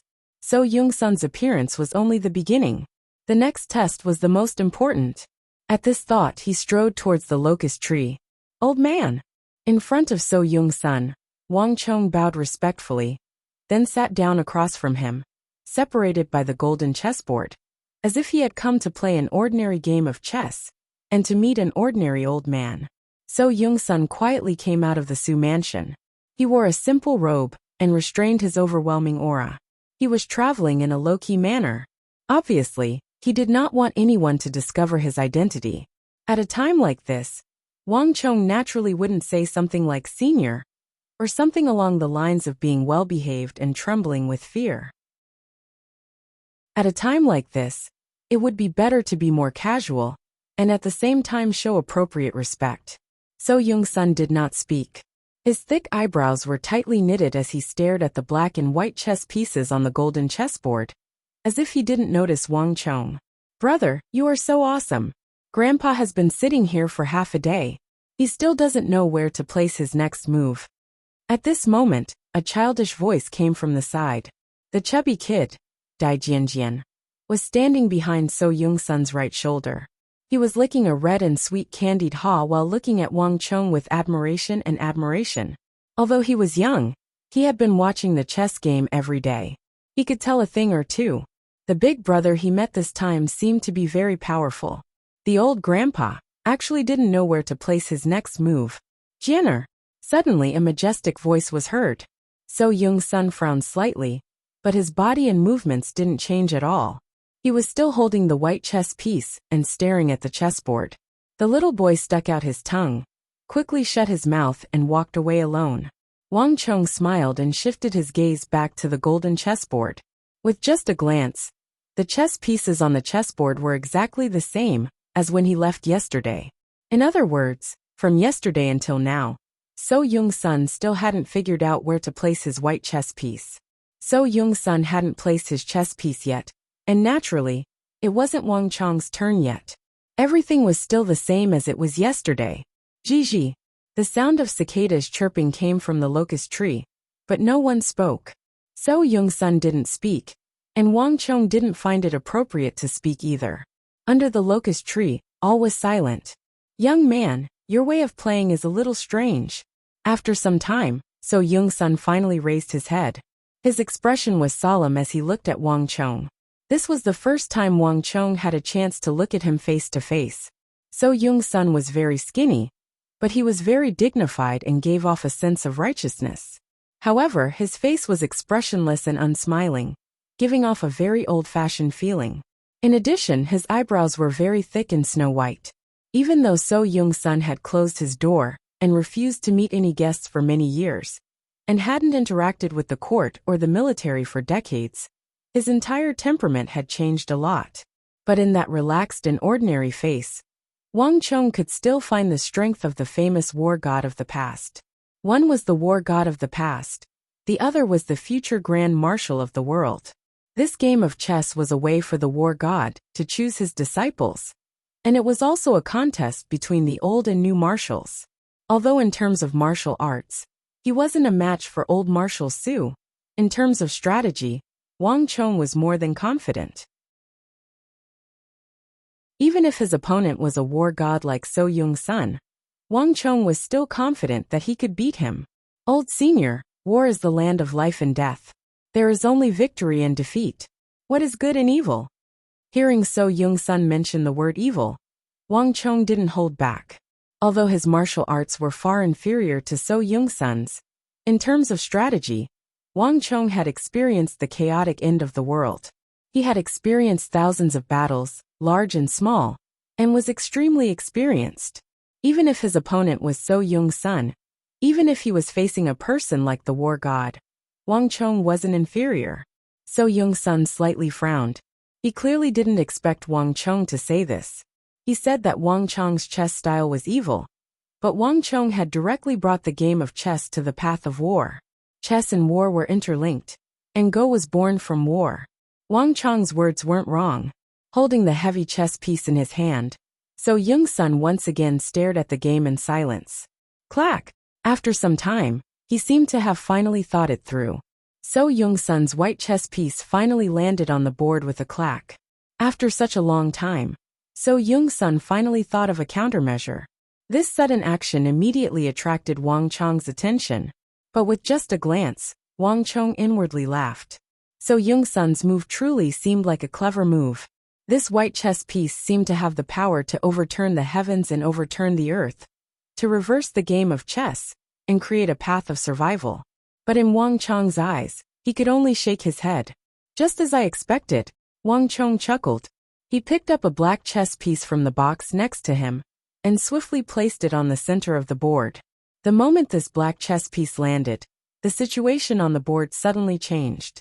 Just a moment ago, Su Zhengqin looked as if he had just narrowly escaped death, and he had a brilliant move that could turn the tables around. But in an instant, his miraculous move turned into something rotten. With the death of a massive dragon, Su Zhengqin's army was completely routed. Under the locust tree, in front of the chessboard, So Yung-sun's brows immediately furrowed deeply, his expression extremely solemn. He had set up a tie chess game in the Ghost Tree district. Originally, it was to lower the difficulty and not stick to a single pattern, to select people with some talent in the art of war. But he had not expected this game to turn into an all-out war in the end, and he had actually lost. So Yung-sun had not expected this at all. Staring at this chess game of utter defeat, So Yung-sun did not move. His expression was extremely solemn, and no one knew what he was thinking. "Whose child are you?" After some time, So Yung-sun finally raised his head. To have such a game of chess in a chess game, this was definitely not something that could be taught by an ordinary family. "Elder, I do not dare to refuse. I am Wang Chong, the son of General Wang Yan of the Tang dynasty, and the grandson of the former Prime Minister Wang Jiuling." Wang Chong sat up on his knees, speaking confidently and respectfully. "So you're a descendant of Wang Bo." So Yung-sun's eyebrows twitched, but there wasn't much of an expression on his face. Duke Jiu Wang Jiuling, the virtuous Prime Minister of the Tang dynasty. There wasn't a single person in the Central Plains who didn't know of him. Speaking of which, there was no one who didn't raise their thumbs to show their respect. But So Yung-sun didn't address him directly by his name, but by his name. There wasn't the slightest hint of respect on his face either, as though he was speaking of a junior. If it was someone else, Wang Chong might have felt that the other party was insulting him, and he might have stood up and left. However, Wang Chong knew that there were only a few people in the entire Tang dynasty who were qualified to address his grandfather as a senior. So Yung-sun was one of them. As the war god, So Yung-sun's era of fame far surpassed that of his grandfather. Back when he was at the peak of his power, his grandfather was still an unknown lad. Even though his grandfather had just celebrated his 70th birthday not too long ago, in terms of age, he still paled in comparison to the person before him. However, in terms of age, he was still a far cry from the person before him. He could be considered to be relatively young. Thinking about it, how old should he be now? 80? 90? How old should he be now? Over 80? Over 90? Wang Chong's heart was in turmoil. Wang Chong's mind was in turmoil. Grandfather only rose to fame when he was in his 20s. At that time, Su Zhengqin was at least in his 40s, perhaps even older. In fact, Wang Chong even suspected that his age might be close to 100 years old. In fact, Wang Chong even suspected that his age might be close to 100. After all, this person had lived through the era of Emperor Taizong. Chapter 146. However, unlike his grandfather, Wang Chong felt a deep, dark, enclosed power from So Yung-sun. The person before him seemed to have completely sealed himself in his own world, isolated from the rest of the world. He was unwilling to talk to anyone, to interact with anyone, and to interact with anyone. Even the connection between him and himself was limited to the golden chessboard in front of him. There was no other interaction between them, and he was unwilling to have any interaction. Looking at the god of war of the Tang dynasty before him, Wang Chong felt a deep resonance and sympathy in his heart. Wang Chong was no stranger to such a situation. In his previous life, when he lost everything and had nothing, he was also in such a state. There was nothing left for him to yearn for in life. The only reason he lived was to complete a goal and mission given to him in life. So Yung-sun should be the same. Wang Chong thought to himself, thinking of the old man's experience. So Yung-sun lost his son when he was young, died in his old age, and all his relatives had passed away, leaving him all alone. Wasn't this the same situation as him back then? The only difference was that he had reincarnated and had a chance to change his fate and reunite with his family. So Yong-sun was different. Right now, he might just be choosing a suitable successor to pass on his art of god and demon obliteration. Or perhaps, as the god of war of the Tang dynasty, he would fulfill his mission and protect this country in silence and solitude until his death. Even though Emperor Taizong, whom he had once been loyal to, had left behind a golden edict that forbade the successors of the Tang dynasty from using this god of war, and also forbade him from leading an army again and having any contact with the army. Thinking of this, Wang Chong became even more determined. No matter what, he had to change this old man's fate. He had to let him walk out of his isolation and live out his life happily, instead of letting the tragedy of his previous life repeat itself and letting him die in loneliness and solitude. Old man, victory and defeat are common in war. Why don't we play another game? Wang Chong suddenly grinned. So Yong-sun raised his head, and a strange look flashed across his eyes. It seemed that Wang Chong's attitude was a little strange. However, he did not object and nodded. The chess pieces on the golden chessboard were quickly swept clean. The two of them sat opposite each other and started a new game. Unlike before, this time it was no longer a single stone a day. Instead, the two of them faced each other and played a complete game of chess. So Yong-sun originally wanted to choose his successor through a game of Tai chess. But Wang Chong's realm was obviously far beyond this level. Even so, Yong-sun couldn't beat him. Clack, clack, clack. It was quiet near the square. The wind blew past, and the huge crown of the locust tree shook. Leaves fell from the sky, landed on the chessboard, and floated past the two. So Yong-sun was a man of few words, and he didn't like to speak much. Ever since he agreed to Wang Chong's request, he had been sitting upright, as though a spear was stabbed into the ground. His posture was meticulous, reminiscent of the iron bones of a soldier. Wang Chong wasn't inferior to So Yong-sun either. In his previous life, he was also a grand marshal of the Central Plains who looked down on the world. It was just that Wang Chong would often restrain himself and not intentionally reveal his true nature. On top of that, his 15-year-old body and his low cultivation made it hard for Wang Chong to assume the disposition of a grand marshal of the Central Plains. In fact, Wang Chong even intentionally slowed down and relaxed his body so that the atmosphere wouldn't be as tense. Instead, he treated it as an ordinary game of chess. So Yong-sun's mastery of the art of war was undoubtedly high.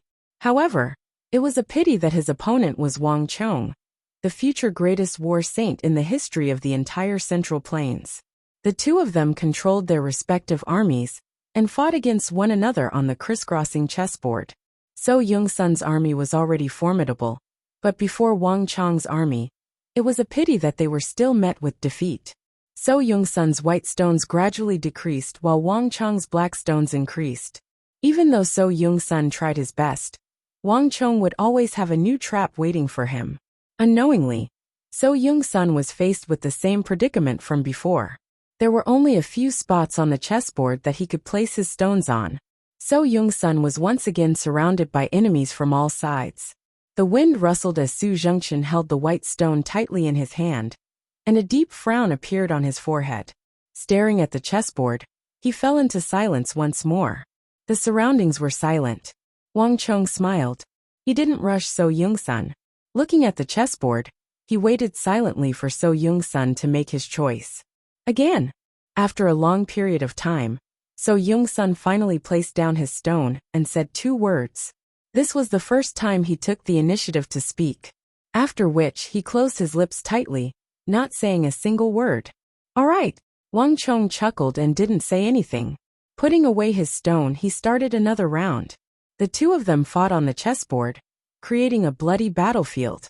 Unknowingly, the sun was setting in the west, and the night had already fallen. Old master, it's getting late. Why don't we head back first? We'll play another day.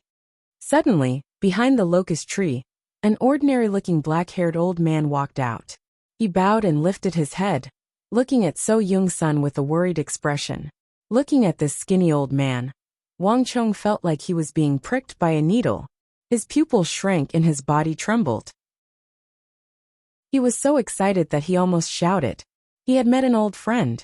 Wang Chong recognized this person. His name was Feng Hong. He was an old servant of the Su residence.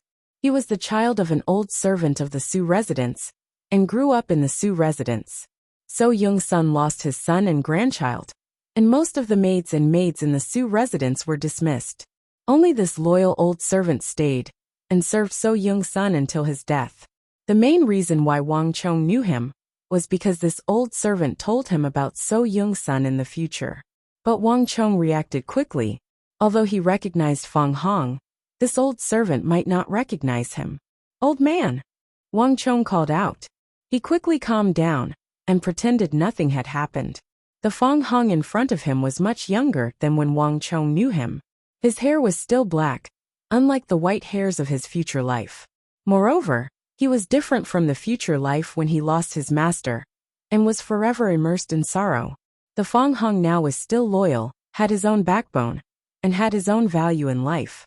This made Wang Chong, who knew him, secretly happy for him. At least, that tragedy had not happened yet. "Old man, it's getting late. I have to go back now. Why don't we fight again tomorrow?" Wang Chong looked at So Young Sun and grinned. With Feng Hong's reminder, Wang Chong also remembered something. So Young Sun had a rule when he went out. Whether it was to play chess or to do something else, he had to return to the Su residence before the sky turned dark. Otherwise, if he was discovered by the patrolling Imperial Army and the news got back to the palace, it would cause a lot of trouble. So Young Sun did not want that person in the palace to notice him. As long as that person in the palace noticed him, it would mean that all the civil and military officials in the court, as well as the entire world, would notice him. For so many years, ever since Emperor Taizong, So Young Sun was used to keeping a low profile. He had always been like this. This had already become a habit of his subconscious. Although Wang Chong did not approve of this habit of his, today was the first time they met. Even if he wanted to change this habit, it would have to wait until later. So Young Sun looked at Wang Chong in silence. Finally, he looked at the chessboard. He saw that on the crisscross chessboard, the white pieces had already been destroyed. This game he had lost again. A great war god, who had dominated the battlefield, had lost to a teenager in front of him. It was inconceivable. But this was indeed what had happened. Wang Chong's fight again tomorrow was just right, leaving him some face. Looking deeply at Wang Chong, So Young Sun finally stood up. "Feng Hong, we're leaving." With these words, So Young Sun flicked his sleeves, turned around and slowly left. Seeing So Young Sun's departing figure, Wang Chong smiled, and also stood up to leave. Rome wasn't built in a day. It was not an easy task to have a sealed-off person slowly open his heart and face the world. If Wang Chong wanted to change So Young Sun, to have him walk out from that gloomy, sealed-off Su residence, it was not something that could be done in a day. But there was always a first step. Little by little, there would always be a time when a little bit becomes a lot. So the next day, Wang Chong still went to the meeting. Under the giant locust tree, a golden chessboard was placed. Behind the chessboard, a familiar figure was kneeling. Snow-white hair, black unlined clothes, motionless in the morning wind, as if he had been waiting for a long time. "Good morning, senior." Wang Chong grinned as he made his way over and sat opposite So Young Sun. "Hurry, come here." Wang Chong beckoned behind him. Very quickly, several guards responded, carrying a small table and placing it to the side. On the small table, there was a plate of peanuts and 2 pairs of exquisite chopsticks. "What's this?" So Young Sun frowned. He glanced at the table by the side and looked at Wang Chong. "Peanuts?" Wang Chong chuckled, as though saying, "You can't possibly not recognize peanuts." So Young Sun didn't say a word. Instead, his frown deepened. "Ha ha ha, senior, so this is what you're talking about. Isn't it too monotonous just to play chess? Eating peanuts while playing chess is much better. Here, these chopsticks are for you." Wang Chong chuckled, as though he had only understood the other party's intentions now. Change came from little by little. Facing this old man, the only thought in Wang Chong's mind was to make the other party happy. He was the war god of the Tang dynasty. For this empire, for the Central Plains, and for the people of the world, he had dedicated his entire life. Such a person deserved swift retribution, and he deserved to be happy. The world owed him too much, and he didn't owe the world anything. Wang Chong wanted to obtain the art of god and demon obliteration, but Wang Chong wished for this old man to live out his remaining years happily. A plate of peanuts was just the beginning. Wang Chong believed that one day, this old man would walk out of his past, walk out of the shadows, and return to his original self. The surroundings were silent, and only the rustling of the locust tree leaves could be heard. Chapter 147. So Yung-sun didn't eat the peanuts that Wang Chong brought over. However, it was already a great improvement for him to allow Wang Chong to bring the table to the side of the chessboard. Once something started, it was impossible to stop. So Yung-sun didn't stop Wang Chong, and things went out of control. On the second day, Wang Chong brought a plate of braised beef. On the third day, Wang Chong brought a few side dishes. On the fourth day, Wang Chong finally brought a pot of wine. What's this? This time, So Yung-sun finally couldn't hold back. He frowned and looked very displeased, as if he was very averse to wine. So Yung-sun had seen all kinds of ambitious and powerful people in his life, from Emperor Taizong to the holy monk of the Great Snow Mountain Temple in the west of Uzan, to the Sun Holy Land in the north of Turkrad, and then to the famous generals and ministers of Goguryeo, Uzan, Turks, Abbasid Caliphate, and Karax Spazinu. There was not a single person who didn't behave themselves in front of him, and there were very few who didn't behave themselves like Wang Chong. Putting aside the peanuts on the first day, and the braised beef on the second day, Wang Chong became more and more outrageous in front of him. Not only did he bring all kinds of side dishes, he even brought wine. A chess match that should have been very quiet, elegant, and charming was forcefully changed by Wang Chong. Wine, Wang Chong said, as if he couldn't see the displeasure in So Yung-sun's eyes. As he spoke, he placed a wine cup in front of So Yung-sun, and poured a cup full of wine. I don't drink. So Yung-sun frowned, and didn't even look at Wang Chong's wine cup. You're the descendant of a family of generals. Don't you know this? So Yung-sun's eyes were cold. Although it had been decades since he handed over the empire's military power, he had long been far away from the center of power. So Yung-sun still maintained the habits of the army after spending half his life in the army. He didn't mind Wang Chong bringing peanuts or braised beef, but he absolutely couldn't touch alcohol. Hee old man, you're joking with me again. I'm just a child, and you're not a famous general on the battlefield.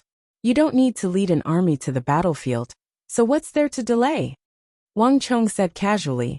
So Yung-sun's eyes were very cold, and he gave off a feeling of authority without being angry. The pressure accumulated from years of military life was not something an ordinary person could withstand.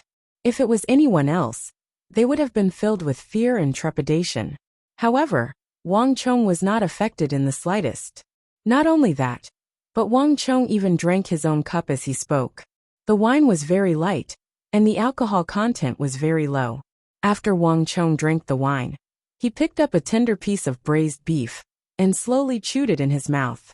So Yung-sun froze for a moment, then suddenly fell into a daze. Yes. It had been so long that he had forgotten. He had forgotten that he was no longer that So Yung-sun, that he no longer had any dealings with the military. Right now, what else could he delay? For a moment, So Yung-sun was a little dazed.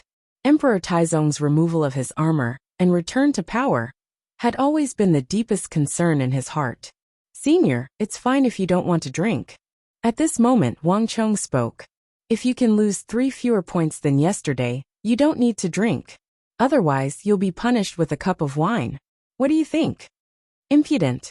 So Yung-sun's expression shifted, and he inadvertently revealed the dignity of a great war god. Although times had changed, how could a habit he had cultivated for decades be so easily changed? Grandfather, you're being shameless. Grandfather, you're being shameless. If you're willing to bet, then you have to accept the bet. If you're willing to bet, then you have to accept the bet. At this moment, a tender voice came from the side.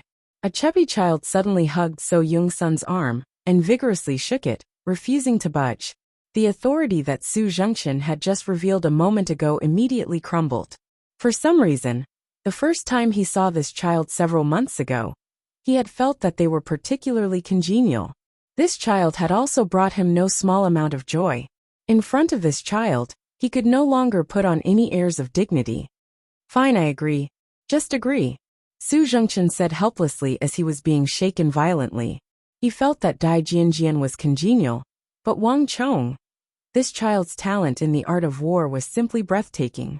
In his decades of life, he had never seen anyone like Wang Chong, who exuded such formidable talent. Not even he could defeat this child.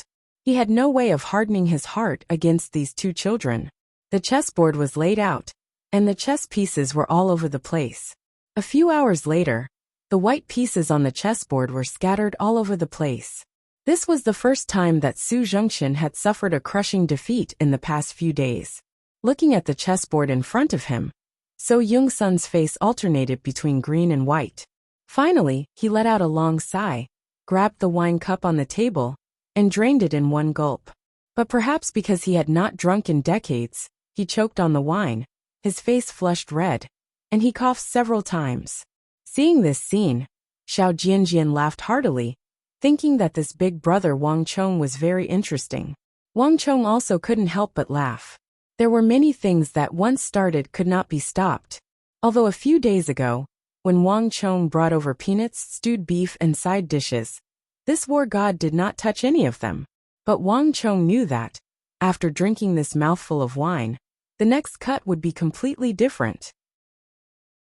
In the distance, under the eaves of an inconspicuous house, the old servant Fang Hong silently watched the scene, and he couldn't help but smile.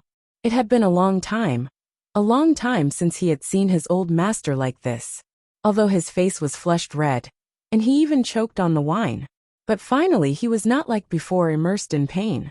For some reason, Fang Hong was suddenly very fond of the youth named Wang Chong, and the 4-year-old child. Wang Chong's judgment was correct. After drinking that cup of wine, he had indeed broken something. It was as if he had broken through some kind of taboo and barrier in his heart.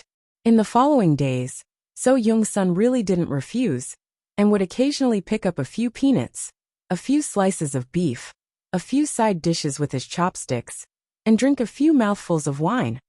Although he didn't drink much, only a little occasionally. But compared to before, he was indeed much more easygoing. When Wang Chong played chess, he also felt that the atmosphere was no longer trembling, as if he was treading on thin ice. This was a change. Seeing that the old man whom he respected was able to let go of some of the knots in his heart, Wang Chong was secretly happy for him. Time passed day by day, so Young-sun still didn't reveal his identity. Wang Chong also didn't reveal it, and still went to the ghost tree district every day. Under the big tree, one old and one young, they looked no different from anyone else. During this time, Wang Chong handed over the goods to his uncle. The amount of 300,000 taels of gold really surprised Wang Chong. Wang Chong also didn't expect that the Death's Abyss could be sold at such a terrifying price. This also strengthened Wang Chong's decision to walk the quality route. With the 300,000 taels of gold, Wang Chong completely made up for his previous losses. However, at the same time, Wang Chong's search for the evil emperor was in a deadlock. No matter how many people Wang Chong sent out, there was still no trace of the evil emperor Wang Chong. What are you doing? Standing like a pine tree, sitting like a bell. Every action of yours has rules. How can you behave like this? So Young-sun looked at Wang Chong opposite him, and twitched his eyebrows, looking a little displeased. Wang Chong was becoming more and more humble in front of him. In the past he would only bring some wine over, but now even his sitting posture changed, and he began to play chess while lying down. Ha ha ha, life should be full of joy. Don't let the golden goblet face the moon emptily. What's the point of having so many rules in life, as long as you're happy? Wang Chong, on the other hand, was all smiles and didn't seem to mind at all. So Young-sun didn't expose his identity, and Wang Chong was happy to play dumb. Otherwise, if So Young-sun really revealed his identity as the war god, he wouldn't be able to do so. If both sides were to play their part, they probably wouldn't be so relaxed anymore. So Young-sun frowned, but didn't say anything in the end, and continued to look at the chessboard. On the golden chessboard, The white pieces were scattered all over the place, and he was about to lose again. Cough, cough, cough. Just as the two of them were playing chess, a violent coughing sound suddenly came. While the two of them were playing chess, Xiao Jianjian somehow found his way to the cloud-patterned table that Wang Chong brought. He secretly picked up a piece of braised beef and took a sip of wine. The braised beef was nothing, but when he drank the wine that Wang Chong brought, he couldn't help but choke and cough violently. Cough, cough, cough, it's not good at all. It's not as good as the charcoal wine of the Zhou clan in the east of the city. Xiao Jianjian cried out bitterly as he patted his chest. Seeing this scene, both Wang Chong and So Yung-sun couldn't help but laugh. Little guy, who told you to drink secretly? So Yung-sun scolded jokingly, but his eyes were filled with love, as if he was looking at his own son. That's right, you're so young, but you don't learn good things. And you even secretly imitate others to drink. Wang Chong also couldn't help but scold him jokingly. But the next moment, as if a bolt of lightning flashed across his brain, Wang Chong suddenly froze. Little guy, what did you just say? Wang Chong suddenly looked at Xiao Jianjian and asked. At this moment, he felt as if something had stirred him. It was as if something that had been forgotten for a long time was about to rise to the surface. I said that your wine tastes terrible. Xiao Jianjian crossed his arms, a look of displeasure on his face. Not this, the other one. Wang Chong said anxiously. What? The charcoal wine of the Zhou clan in the east of the city? You think I haven't drunk it before? That's not it. Rumble. As if a bolt of lightning had flashed across his mind, Wang Chong's entire body trembled. Wang Chong suddenly remembered. The Zhou clan in the east of the city. The Zhou clan in the east of the city. That's right, how could I have forgotten? At this moment, Wang Chong's heart was incomparably agitated. He suddenly remembered. About the evil emperor. About that mediocre expert who used the great Yin-Yang heaven creation art. He remembered everything. That's right. About that expert. The wealthy family that he had worked for was the Zhou clan in the east of the city.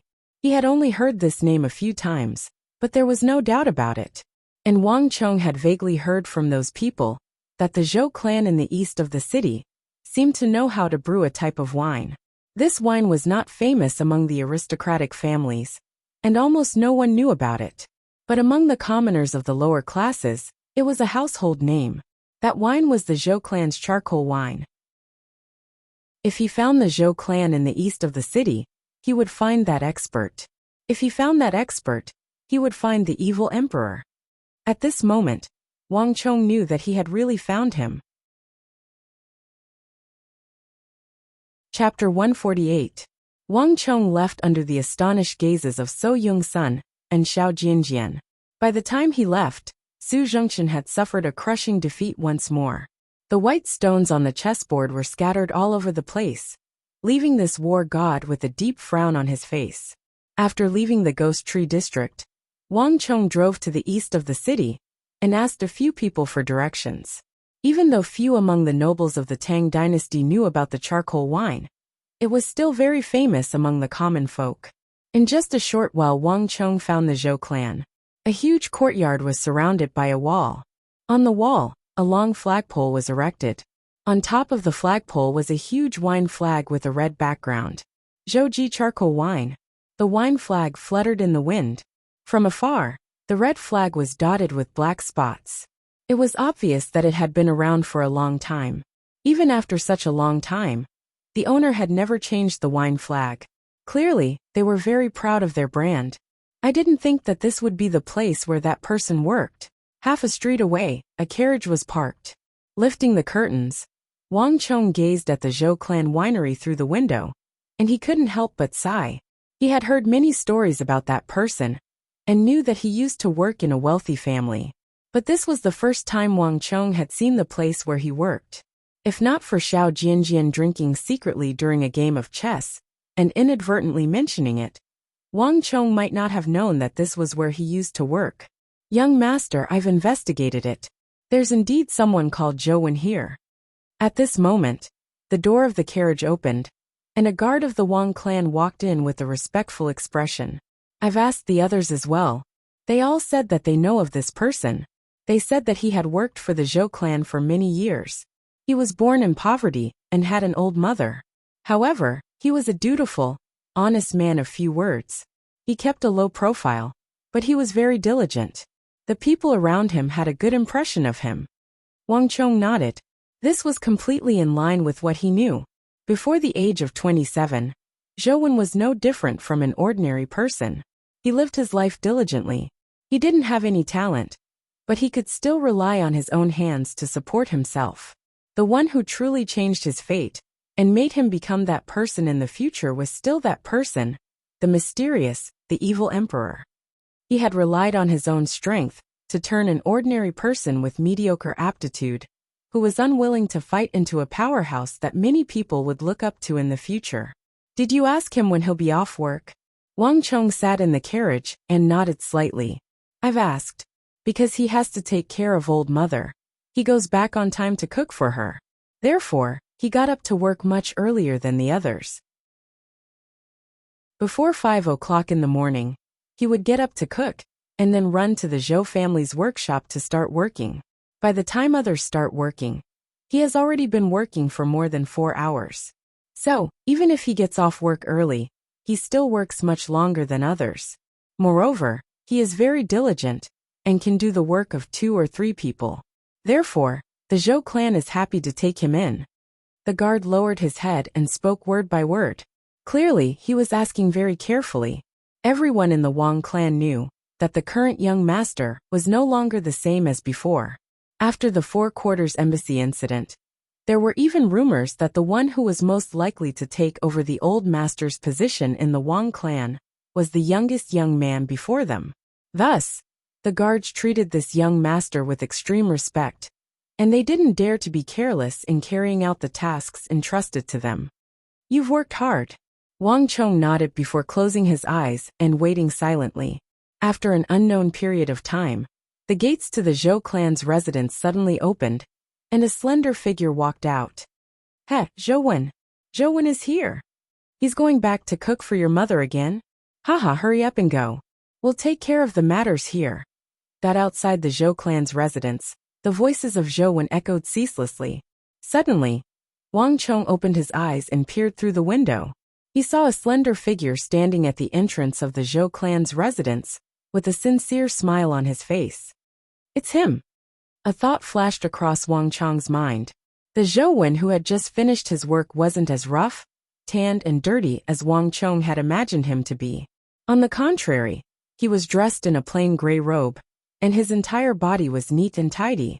His face had been washed, and his skin was fair and clean. He didn't look like someone who worked in a winery. Instead, he carried the disposition of a scholar. On top of that, Zhou Wen was also very tall, standing at around 7 chi tall. This made him stand out among the Zhou family's employees, like a crane among a flock of chickens. But even so, Zhou Wen's simple personality and honest smile allowed him to blend in with the workers and wine merchants. Wang Chong could tell that the people around him were very fond of this tall man. After greeting the people around him, Zhou Wen carried a bag on his back, and without much thought he headed back home. Follow him, Wang Chong said. The carriage moved slowly, following behind Zhou Wen at an unhurried pace, maintaining a distance that wouldn't raise any suspicions. The sky was getting dark. Perhaps he was worried that his mother would be hungry, but Zhou Wen walked very quickly. Although it was a normal pace, it was equivalent to a jog for many people. Wang Chong followed him through the streets, alleys and alleys. Some places were too narrow for the carriage to pass, so Wang Chong abandoned the carriage. Although it was a little inconvenient, it made it harder for him to follow Zhou Wen. As he followed Zhou Wen, Wang Chong saw him purposely make a turn, and at the corner of the street, he took out a copper coin and placed it in the bowl of a blind beggar. At a spot where a banyan tree was planted, Zhou Wen took out the lunch that he couldn't bear to eat in the afternoon, and fed it to a few pigeons with a smile. His smile was very happy. When Wang Chong saw this scene from afar, he couldn't help but sigh in his heart. He had once seen the Zhou Wen from afar. His face was stiff, and there was no smile on his face. It was like a person who had lost his soul, living only for a certain purpose. Anyone who saw him could tell that he wasn't happy. For those who had seen him before, it was hard to believe that this person could be like this, smiling so happily. It was so simple yet so fulfilling. Strength wasn't always better. Some people were willing to exchange everything for strength, but others were willing to exchange everything for everything. Wang Chong believed that if that person saw this scene, he would definitely be willing to exchange everything for what he had now. What is that guy doing? He's getting faster and faster. He's running. Did he notice us? Suddenly, a sound reached their ears. The guards looked into the distance in shock. Zhou Wen had been walking at a constant speed, but after feeding the pigeons, he suddenly sped up. In the end, he even started running, as if he had discovered something and wanted to shake them off. He was delayed on the way. He's rushing back to cook for his mother. Wang Chong said faintly. Ah! The guards were astonished. Look at the sky. If he doesn't go back to cook at this time, his mother will starve. Wang Chong said lightly. The guards were stunned. They looked up and saw dark clouds hanging low in the sky. It was already dark. Unknowingly, it was almost time for dinner.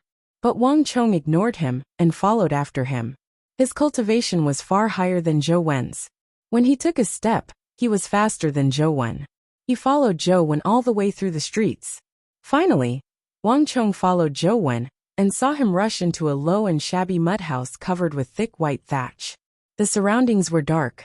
The house stood tall in the night. There was no one in the surrounding dozens of feet. It was lonely, giving off a feeling that it was isolated from the rest of the world. Mother! Winter cough cough. An old voice, accompanied by a cough of pain, came from the narrow room. A moment later, a dim oil lamp lit up. Then there was a series of clanking sounds. Wang Chong stood under a lush camphor tree. Soon he smelled the aroma of food. Mother, don't choke. Zhou Wen's respectful voice came from the room. A moment later, the window of the room opened, and a cloud of smoke drifted out. When the window was opened, Wang Chong saw Zhou Wen walking out with 2 plates of appetizers in his hands. 2 pairs of chopsticks, 2 small bowls, and a dim oil lamp. Wang Chong looked at Zhou Wen sitting on one side, and a thin old lady with silver hair sitting on the other. As she coughed, she kept putting food into Zhou Wen's bowl. Child, eat more, eat more.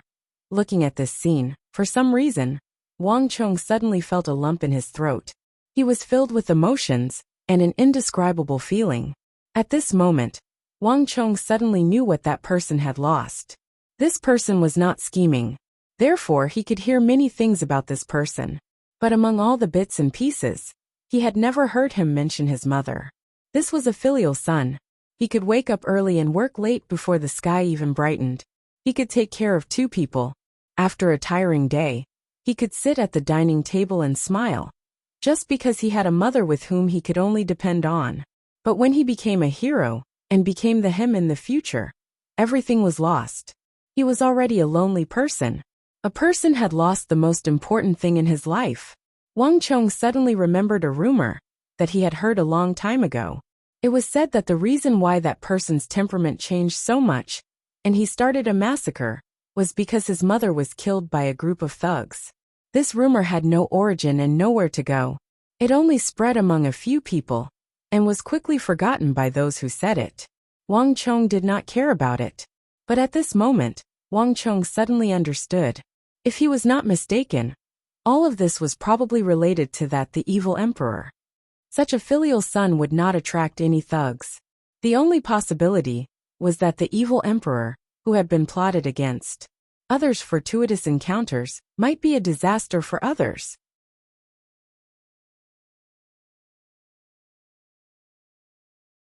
Chapter 149. Young Master. Just as Wang Chong was deep in thought, footsteps sounded behind him. Shen Hai, dressed in an embroidered robe, walked out of the darkness. I've checked, and there aren't any strange old men in the area. There isn't anyone else in this room either. Shen Hai said. Behind him were a few guards of the Wang clan. This operation was split into 2 groups. One group was led by Wang Chong while the other group was led by Shen Hai. Even though the route was different, Shen Hai still managed to find his way here. It seems like the evil emperor hasn't appeared yet. Recovering from his daze, Wang Chong raised his head to look at the stars in the sky with a contemplative look in his eyes. Wang Chong thought that he would be late for this operation. The worst-case scenario would be that the evil emperor had found Zhou Wen. But from the looks of it now, it seemed like he had only discovered some useful clues now. However, the matter that he had in mind probably hadn't happened yet. In other words, he still had a chance. Follow him for the next few days. Find out where he's been operating. Get all of the guards of the Wang clan here. Also, inform Wei how that will be borrowing the strength of the Wei clan. Wang Chong said. But if the guards in the mansion are transferred, what should we do if the previous assassination happens again? Shen Hai said with a frown. He begged to differ. If not for our Loja, Ablonidin, and Tuoba Guiyuan, the assassins might have already taken advantage of the situation. Besides, there was a madam in the residence. If something were to happen to the madam, while the guards were to be mobilized, it would be disastrous. Don't worry, I've already informed Mayasame Ayaka to come over. Wang Chong faintly smiled. Once the assassin pavilion was destroyed, there wouldn't be anything that could threaten the Wang clan anymore. Besides, he still had Li Zhuxin with him. When the time came, he could just leave Li Zhuxin in the residence. One in the open while the other in the dark. Adding on our Loja, Ablonidin, and Tuoba Guiyuan, even though there were only 5 of them, their strength was enough to trap the entire Wang clan. This was not a place where just anyone could barge in and cause trouble. Right, did you manage to find out anything about that mosaic? Wang Chong said. No. Shen Hai shook his head. However, our men have asked the Carrick Spazinu merchants through Big Golden Tooth. There was no one called Mosade among them. However, there is a person called Suleiman, who is very similar to the person we described. Suleiman? Wang Chong's eyebrows twitched. You said his name is Suleiman? Yes, young master. However, I heard that he left the capital more than a month ago and returned to Carrick Spazinu. Shen Hai said, thinking that Wang Chong hadn't heard him clearly. The night was quiet. Wang Chong looked up at the sky, a strange expression on his face. There was an indescribable feeling in his heart. Without a doubt, the assassination that night was carried out by the Carrick Spazinu merchant Mosade. Wang Chong wasn't sure what kind of person Mosade was, but Suleiman. If he didn't remember wrongly, in his previous life, this fellow was the one who brought Wuxia steel weapons to the Central Plains and sold them for an astronomical price. Currently, the Hyderabad ores had just been excavated from the mountain range. Carrick Spazinu and the Abbasid Caliphate probably hadn't forged true Wuxia steel weapons yet. It wasn't the right time for Suleiman to come to the Central Plains. Not only did he not sell his weapons, he even participated in the Blue Bottle Pavilion auction that he organized.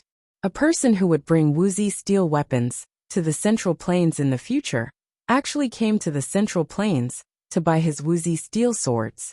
In fact, for this, he even sent assassins to steal and assassinate the swords. The mysteries of fate were truly unfathomable.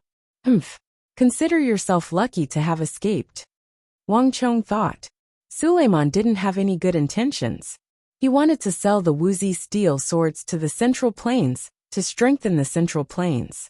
Wang Chong knew that selling the swords was just a pretense, and it would be exposed in the future. This fellow actually had another mission, and that was to gather intelligence and spy on the Central Plains. In the future war between the Abbasid Caliphate and the Tang dynasty, this person's intelligence had contributed greatly. However, this fellow was simply too cunning. Even Wang Chong didn't expect him to do so. Long before he started selling the Wuxia steel weapons, he had already infiltrated the Tang dynasty, and he even went by the alias of Mosade. Wang Chong was a profligate scion in his previous life. He had only heard of this Suleiman, but he had never met him in person. Furthermore, this fellow was extremely vigilant.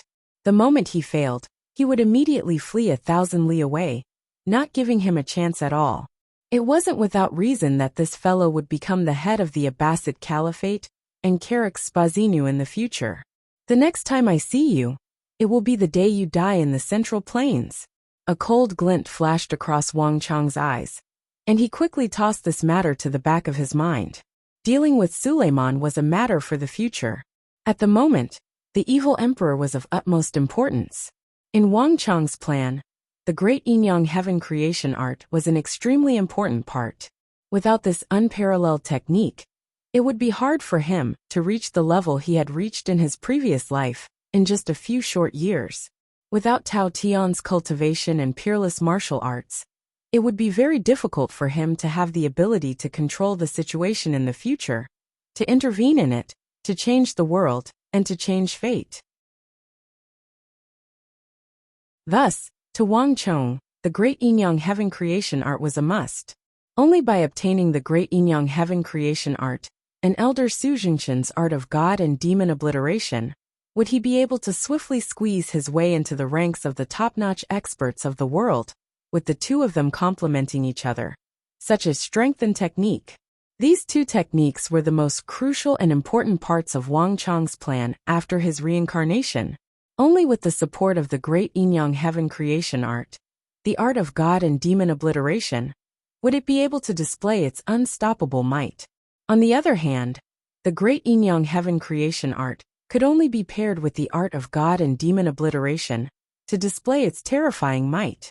It was extremely difficult to obtain these two techniques at the same time. In his previous life, no one had ever succeeded. To most people, this was an insane feat that they didn't even dare to dream of. However, Wang Chong knew that there was a possibility of such a thing happening. Furthermore, this was the only way he could break through his shackles and accomplish what he failed to do in his previous life, completing the mission he carried. In the future, he would save the world from the great calamity that would engulf the world. Shanhai, there's something else I need you to do. Wang Chong said. Young master, please ask. Shanhai said without hesitation. Tell Wei how to discuss this with the Zhou Ji's family head. No matter what methods he uses, he must poach Zhou Wen into his family, find him a well-paid job, cure his old mother, and send a few guards to protect him in secret. Let him live a peaceful life. Wang Chong said. In the end, Zhou Wen was still a mystery, and he was somehow connected to the demonic emperor old man. If he didn't get rid of Zhou Wen, no matter how many guards he sent, no matter how much he tried to stop him, there was still a chance that Zhou Wen would be able to save the evil emperor. Then the tragedy from his previous life would repeat itself. The evil emperor had passed on his martial prowess, and the great yin-yang heaven creation art to him. Zhou Wen had saved the evil emperor, but his mother had been killed, and he had once again stepped into the murderous martial world that he disliked. In the end, Zhou Wen would once again fall into the tragedy of his previous life, because of his gentleness, mediocre aptitude, and mediocre combat experience and skills.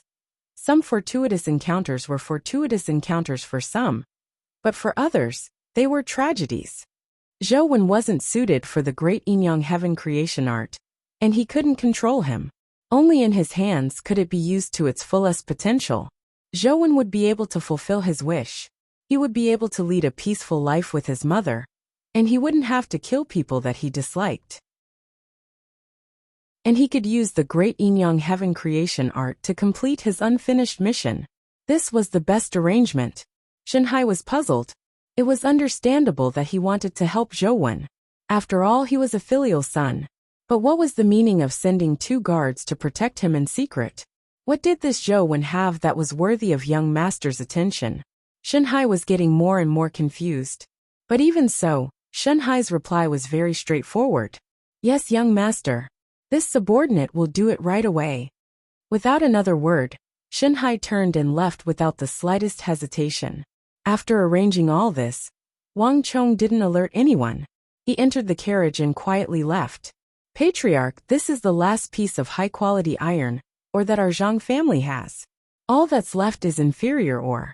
And in at most 3 months, our Zhang family's last ore vein will be completely excavated.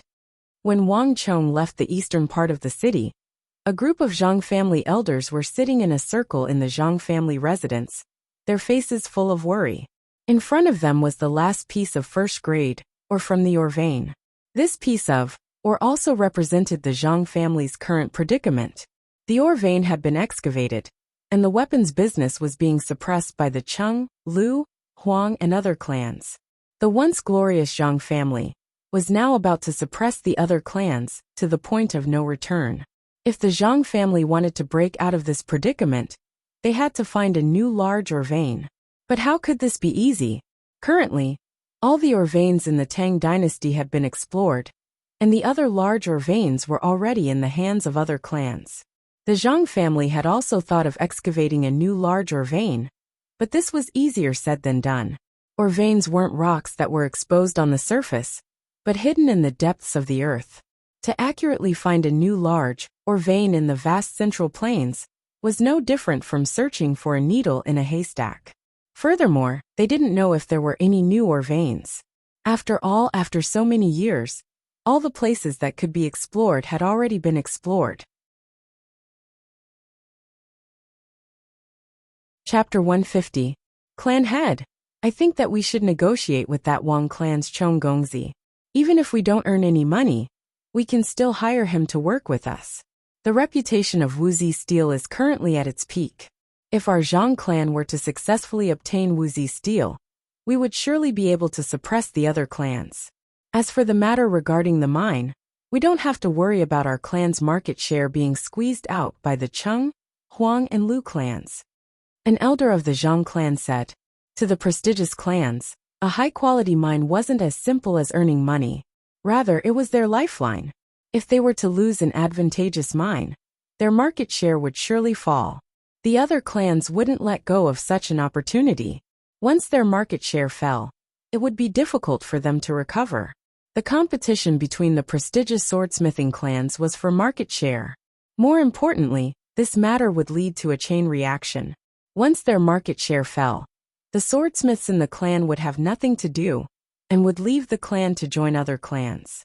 Once such a situation occurred, the clan would truly fall into decline. Even if the clan still had a large amount of money, it would be useless. Money flowed like water, and without sufficient income, the wealth of the clan would dissipate quickly. The Zhang clan was the oldest swordsmithing clan, and they had experienced such danger before. Thus, they were extremely familiar with it and fearful of it.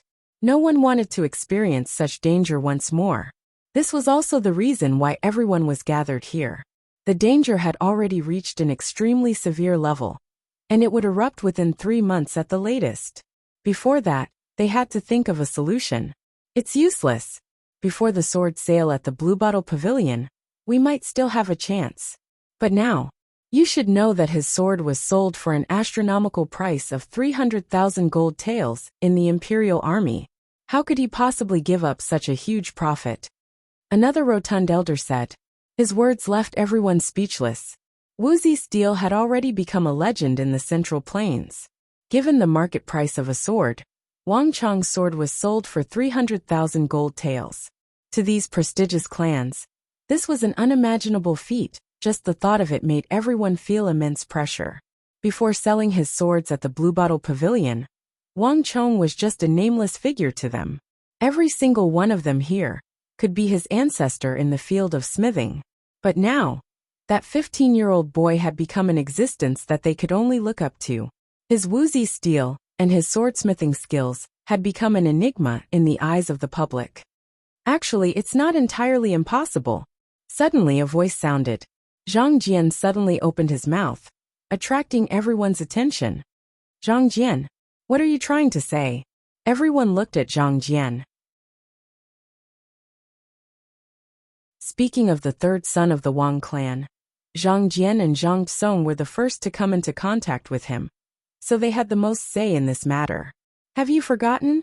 Up until now, we haven't heard anything about his iron forge, nor have we heard who he's working with. Although his Wuxia steel is sold at a sky-high price, he only produces one every month. Zhang Jian said slowly. Zhang Jian, just say what you want to say. The head of the Zhang clan stared at Zhang Jian in contemplation. What I mean is that even though it has been so long, he's still fighting alone. If there's a powerful clan supporting him and sharing the burden on such a huge matter as the Wuxia steel, he would definitely have an easier time. And this is an opportunity for our Zhang clan. Zhang Jian said with a serious expression. He finally spoke his mind. No matter how he fights alone, he won't be able to match up to a powerful clan in the field of swordsmithing. He doesn't have any experience in this field, so he needs help in this aspect. Regardless of whether it's a swordsmith, an iron forge, or something else. These are all areas where we can work together. I believe that as long as we show sufficient sincerity, that Chong Gongzi will definitely agree to it. Zhang Jian's words left everyone stunned, unable to say a word. How could the matter regarding the Wuxia steel be that easy? Who would be willing to part with a business that involved several 100,000 gold taels? If it was them, they wouldn't do so either. But at this moment, they didn't have much of a choice. The clan's mine could be emptied at any moment, and news of it could spread out at any moment. In fact, it might have already spread out. Giving it a try was better than doing nothing at all. Zhang Jian, what do you need me to do? I need clan head to give me the authority to do things as I see fit. Alright, I promise you. As long as it doesn't cross the line, you can do whatever you want without asking for my permission. The head of the Zhang clan said solemnly. Yes, clan head. Zhang Jian was delighted. In the Wang family residence, Wang Chong sat in the study with a title deed placed on the table before him. Following Wang Chong's directions, Meng Long led his men to search through the ore veins one by one. At the same time, he excavated underground. After expending a huge amount of manpower, resources, and time, they finally found the large ore vein at the northwest corner of the spirit vein, roughly 20 li away. After spending a total of 80,000 gold taels, Wang Chong finally bought over the entire mountain range where the iron mine was located. On top of that, he obtained the title deed from the Court of Judicial Review and marked out the type of iron mine. Just like that, unknowingly, Wang Chong received yet another huge sum of wealth. However, amassing wealth wasn't Wang Chong's goal. Wang Chong didn't intend to use this massive iron mine to earn money. War was a huge consumption of both manpower and material resources. And in all wars, the consumption of war machinery could be considered as a crucial factor. And this massive iron mine in Wang Chong's plan was to be used to forge war machinery. In a war, in a situation where both sides were of equal strength, the side with superior equipment would be able to gain a huge advantage. The Arabs' Wuxia steel sabers and swords were sufficient proof of this problem. A man who calculates in his temple before the battle has to calculate more. A man who calculates less before the battle has to calculate less. Calculating more wins and calculating less loses. How can it be better to calculate nothing at all? This was the content of Sun Tzu's Art of War. A war had already begun long before it began. No one knew better than Wang Chong how many wars this world would face in the future. Regardless of whether it was the Hyderabad ores or the massive iron mine, to Wang Chong, everything was for the sake of war. Only by making preparations now would he be able to better deal with the calamity of the future. Even though no one knew about it other than him. However, there was a very real problem. Even though he was sitting on a massive amount of wealth and the massive iron mine, Wang Chong didn't have the ability to develop it, let alone forge it into a massive amount of war machinery in a short period of time. Wang Chong was able to forge the jaw-dropping Wuxia steel saber, the Abyss of Death, which was worth 300,000 gold taels. However, the forging of war machinery required a massive scale and manpower. This wasn't something that Wang Chong specialized in. Perhaps I should look for those swordsmithing clans, Wang Chong thought. In the capital, there weren't any better swordsmithing clans than the Zhang, Cheng, Huang and Lu clans. Regardless of whether it was the scale, manpower or resources, they weren't something that a lone individual like Wang Chong could match up to. Young master, the Zhang clan's Zhang Song and Zhang Jian request to meet you. Just as Zhang Xian was deep in thought, a voice suddenly sounded in his ears. Turning around, Shen Hai walked in respectfully with his head lowered. Ha ha ha, great. Speak of the devil, and he appears. Bring them in. Wang Chong's eyes lit up, and he abruptly stood up from his seat. Wang Chong met Zhang Song and Zhang Jian in his lounge. After several months, Wang Chong hadn't changed at all. However, before Wang Chong, Zhang Song and Zhang Jian started to feel a little restrained. Time had passed, and people had changed. At this moment, it wasn't Wang Chong who needed them anymore. Instead, it was they who needed Wang Chong. Wang Gongzi, we are here for the Hyderabad ores. May I know if Wang Gongzi is willing to cooperate with us?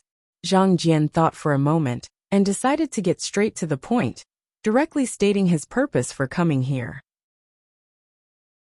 In Zhang Jian's mind, this trip was fraught with difficulties, and there was a high chance that Wang Chong would reject his offer. However, the truth was something that Zhang Song and Zhang Jian couldn't comprehend.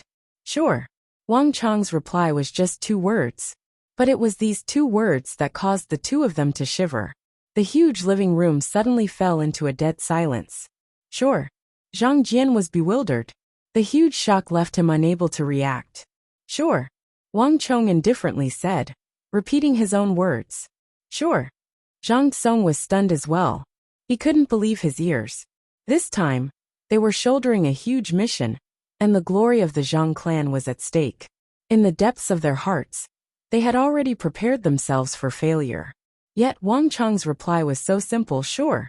If they hadn't heard it with their own ears, they wouldn't have dared to believe it. Zhang Song and Zhang Jian stared at one another, and they could see the shock and joy in the other's eyes. Happiness came so quickly that they were caught off guard.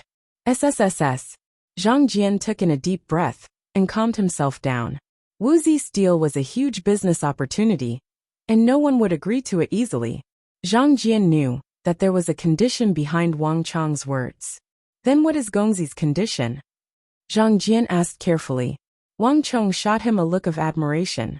This wasn't the first time they were interacting, and it was indeed convenient to speak with an intelligent person. I want to invest in the Zhang clan. Wang Chong spoke of his intention. Invest? Zhang Song and Zhang Jian frowned as they stared at the young man before them doubtfully. Even though they had lived for more than half their lives, they had never heard of investing in the Zhang clan. What does that mean? Chapter 151. Simple. I will use a portion of the Hyderabad ores as the price to join the Zhang clan. The Zhang clan will be able to obtain the Hyderabad ores from me, and I will become the new owner of the Zhang clan. Wang Chong raised a finger and said confidently, That's impossible. The duo exclaimed in shock. They were stunned by Wang Chong's words. Don't be in a hurry to reject me. I'm not intending to take over your Zhang clan. Your clan head will still wield most of the authority, and the Zhang clan will still bear the surname Zhang. However, he will have to relinquish a portion of his authority to me. In other words, your Zhang family has changed from 1 patriarch to 2 patriarchs, 1 big and 1 small. Wang Chong said calmly, But even so it's impossible. This is already beyond our bottom line. Zhang Jian and Zhang Song's chests rose and fell rapidly. No one could have expected that Wang Chong would be interested in the Zhang clan's assets. Is that so? Wang Chong chuckled and glanced at the duo. I believe you should be aware of the current situation of the Wuxia Steel. The profits involved are unimaginable. The price of a single piece of Wuxia Steel is equivalent to 70 or even 100 of your treasured swords. As long as you can get 10 pieces from me, it will be equivalent to 1,000 treasured swords. 365 days in a day. Can your Zhang clan produce a treasured sword every 3 days? Zhang Song and Zhang Jian were stunned. Indeed, Wang Chong was walking on the path of the high end. The profits generated by his Wuxia Steel was something that the Zhang, Huang, Cheng and Lu clans couldn't hope to match. The annual profits of the Zhang clan probably couldn't even match up to a few of his weapons.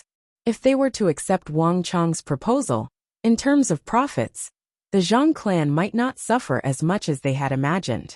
In fact, to a certain extent, the Zhang clan might even benefit from it. However, exchanging wealth for authority as the clan head was still unacceptable. No, Chong Gongzi, your proposal is too much for us to accept. Zhang Jian said solemnly. Even if the iron mine is about to run out, is it still hard to accept? Wang Chong took a sip of the fragrant tea on the table and said casually, Rumble. Wang Chong's voice was neither loud nor soft, but when it entered their ears, it was like a clap of thunder that struck them, causing their faces to turn pale, their bodies to tremble, and their bodies to be incomparably cold. The 2 of them stared at Wang Chong in horror, as though they had seen a ghost. It was as if the deepest secret in one's heart had been exposed. Chong Gongzi you. Zhang Song's lips quivered, and his eyes widened in disbelief. It hadn't been long since the news of the Zhang family's iron mine came out. Everyone had been ordered to keep it a secret. However, Wang Chong actually knew everything clearly. Hehe, Zhang Song and Zhang Jian. If I'm not wrong, they are both Zhang Song and Zhang Jian. Your Zhang family hasn't discovered any new veins yet, right? If you can't secure a stable supply of iron, your Zhang clan's market share will soon be squeezed out. Of course, you can buy iron ores from the smaller clans to stall for time. However, as long as you do so, the other clans will follow suit. By then, you will be squeezed out even faster, and your decline will be even faster. Am I right on this point? Wang Chong put down his teacup and said impassively. How do you know? The faces of the two were ashen, and they couldn't maintain their composure anymore. This was the Zhang clan's Achilles heel, and no one knew better than them that what Wang Chong said was likely to happen. If they were to purchase a large amount of iron ores from the market, it would be equivalent to telling the other clans that there was a problem with their iron mine. This was the most crucial point. Thus, even though there was a problem with the iron mine, the Zhang clan didn't dare to make any moves in fear of arousing suspicion. Wang Chong smiled without replying. He was well aware of the Zhang clan's predicament. That was because what he said was what the Zhang clan would do in the future. If there were no accidents, the Zhang clan's decline was a foregone conclusion. If a swordsmithing clan didn't have any iron to forge, it would be equivalent to a river losing its source and a tree losing its roots. Wang Chong didn't think that he was taking advantage of the Zhang clan. On the contrary, he was saving the Zhang clan. I hope that you can consider it carefully. I believe that you are aware of the current situation of the Wuxia steel. The Zhang, Cheng Lu, and Huang clans have been pestering us endlessly. If the Zhang clan can receive my help and obtain the Wuxia steel, their reputation will definitely surpass the Cheng, Lu, and Huang clans, and they will become the #1 swordsmithing clan.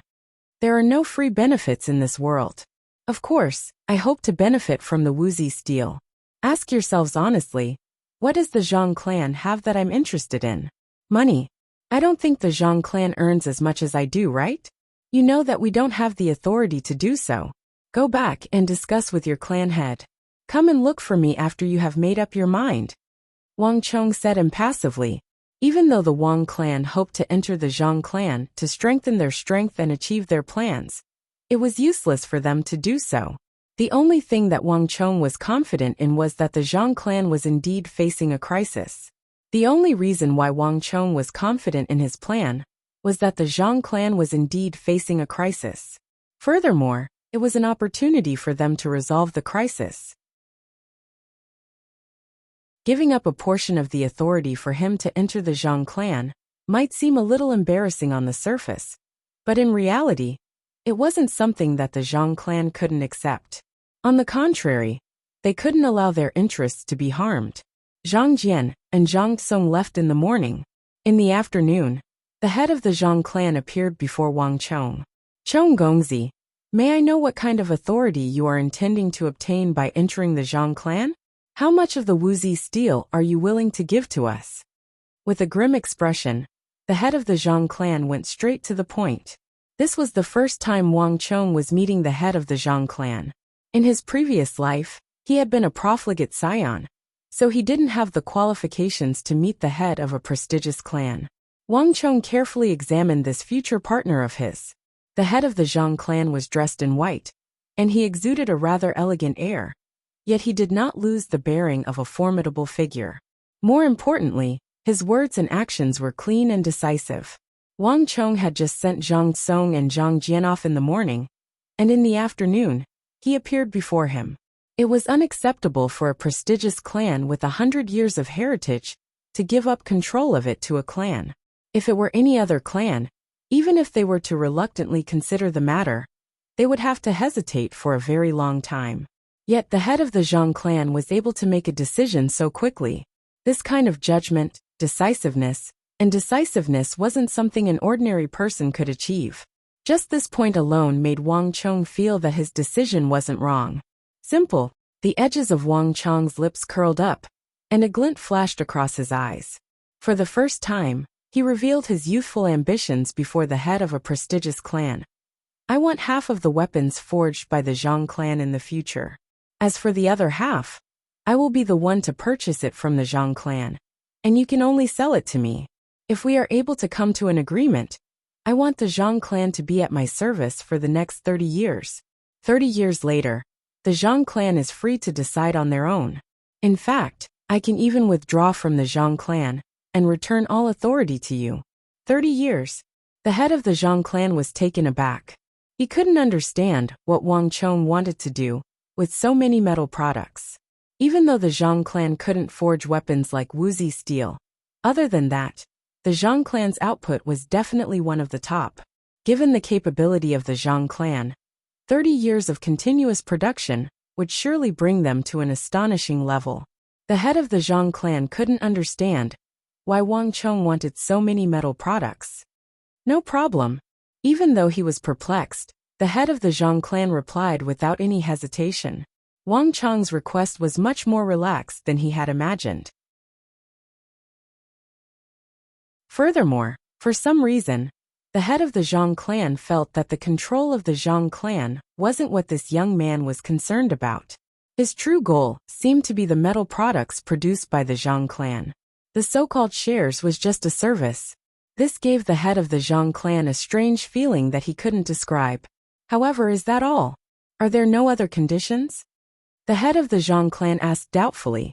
He didn't believe that Wang Chong's goal would be so simple. If he gave too much and received too little, it would be hard to believe. It's indeed easy to talk to the head of the clan. Wang Chong laughed and didn't beat around the bush. Shenhai, bring it here. Under the doubtful gaze of the head of the Zhang clan, Shenhai walked over with a wooden box. Opening the box, there were many drawings at the bottom. The doubt in the head of the Zhang clan grew. Pick it up and take a look. Wang Chong extended his palm and made an inviting gesture. The head of the Zhang clan nodded as he carefully picked up the drawing at the very top. He could recognize this drawing. It was a drawing of a caltrop, but it was different from a traditional one. The caltrop in Wang Chong's drawing was long and sharp, as though it was an enhanced version of a caltrop. Just by looking at it, one would feel a chill down one's spine. He couldn't recognize the second drawing. It looked like a huge metal wall, but there were some strange edges at the four corners. The third drawing was different. There seemed to be some rivet-like objects on it. The fourth drawing was different from the third. There were many holes of various sizes on the metal wall. The fifth drawing was different from the fourth. Looking at the drawings one by one, the doubt in the head of the Zhang clan grew. As the head of a swordsmithing clan, he had seen all sorts of bizarre weapons and designs. However, other than the first drawing, he didn't recognize any of the drawings that Wang Chong had made. As for those strange objects that resembled a wall, the head of the Zhang clan had a feeling that they were part of some kind of huge machine. It seemed like Wang Chong had only broken them into parts. However, the head of the Zhang clan had no idea what kind of machine it was. However, there was one thing that he could be sure of. The objects in Wang Chong's drawings were definitely not pots, pans, and ladles. Needless to say, they weren't used for a duel. War machines. You're tuning in to the Li Mei's Wuxia Whispers YouTube channel. We're so grateful for your support, and don't forget to subscribe to join us on this incredible journey through captivating stories.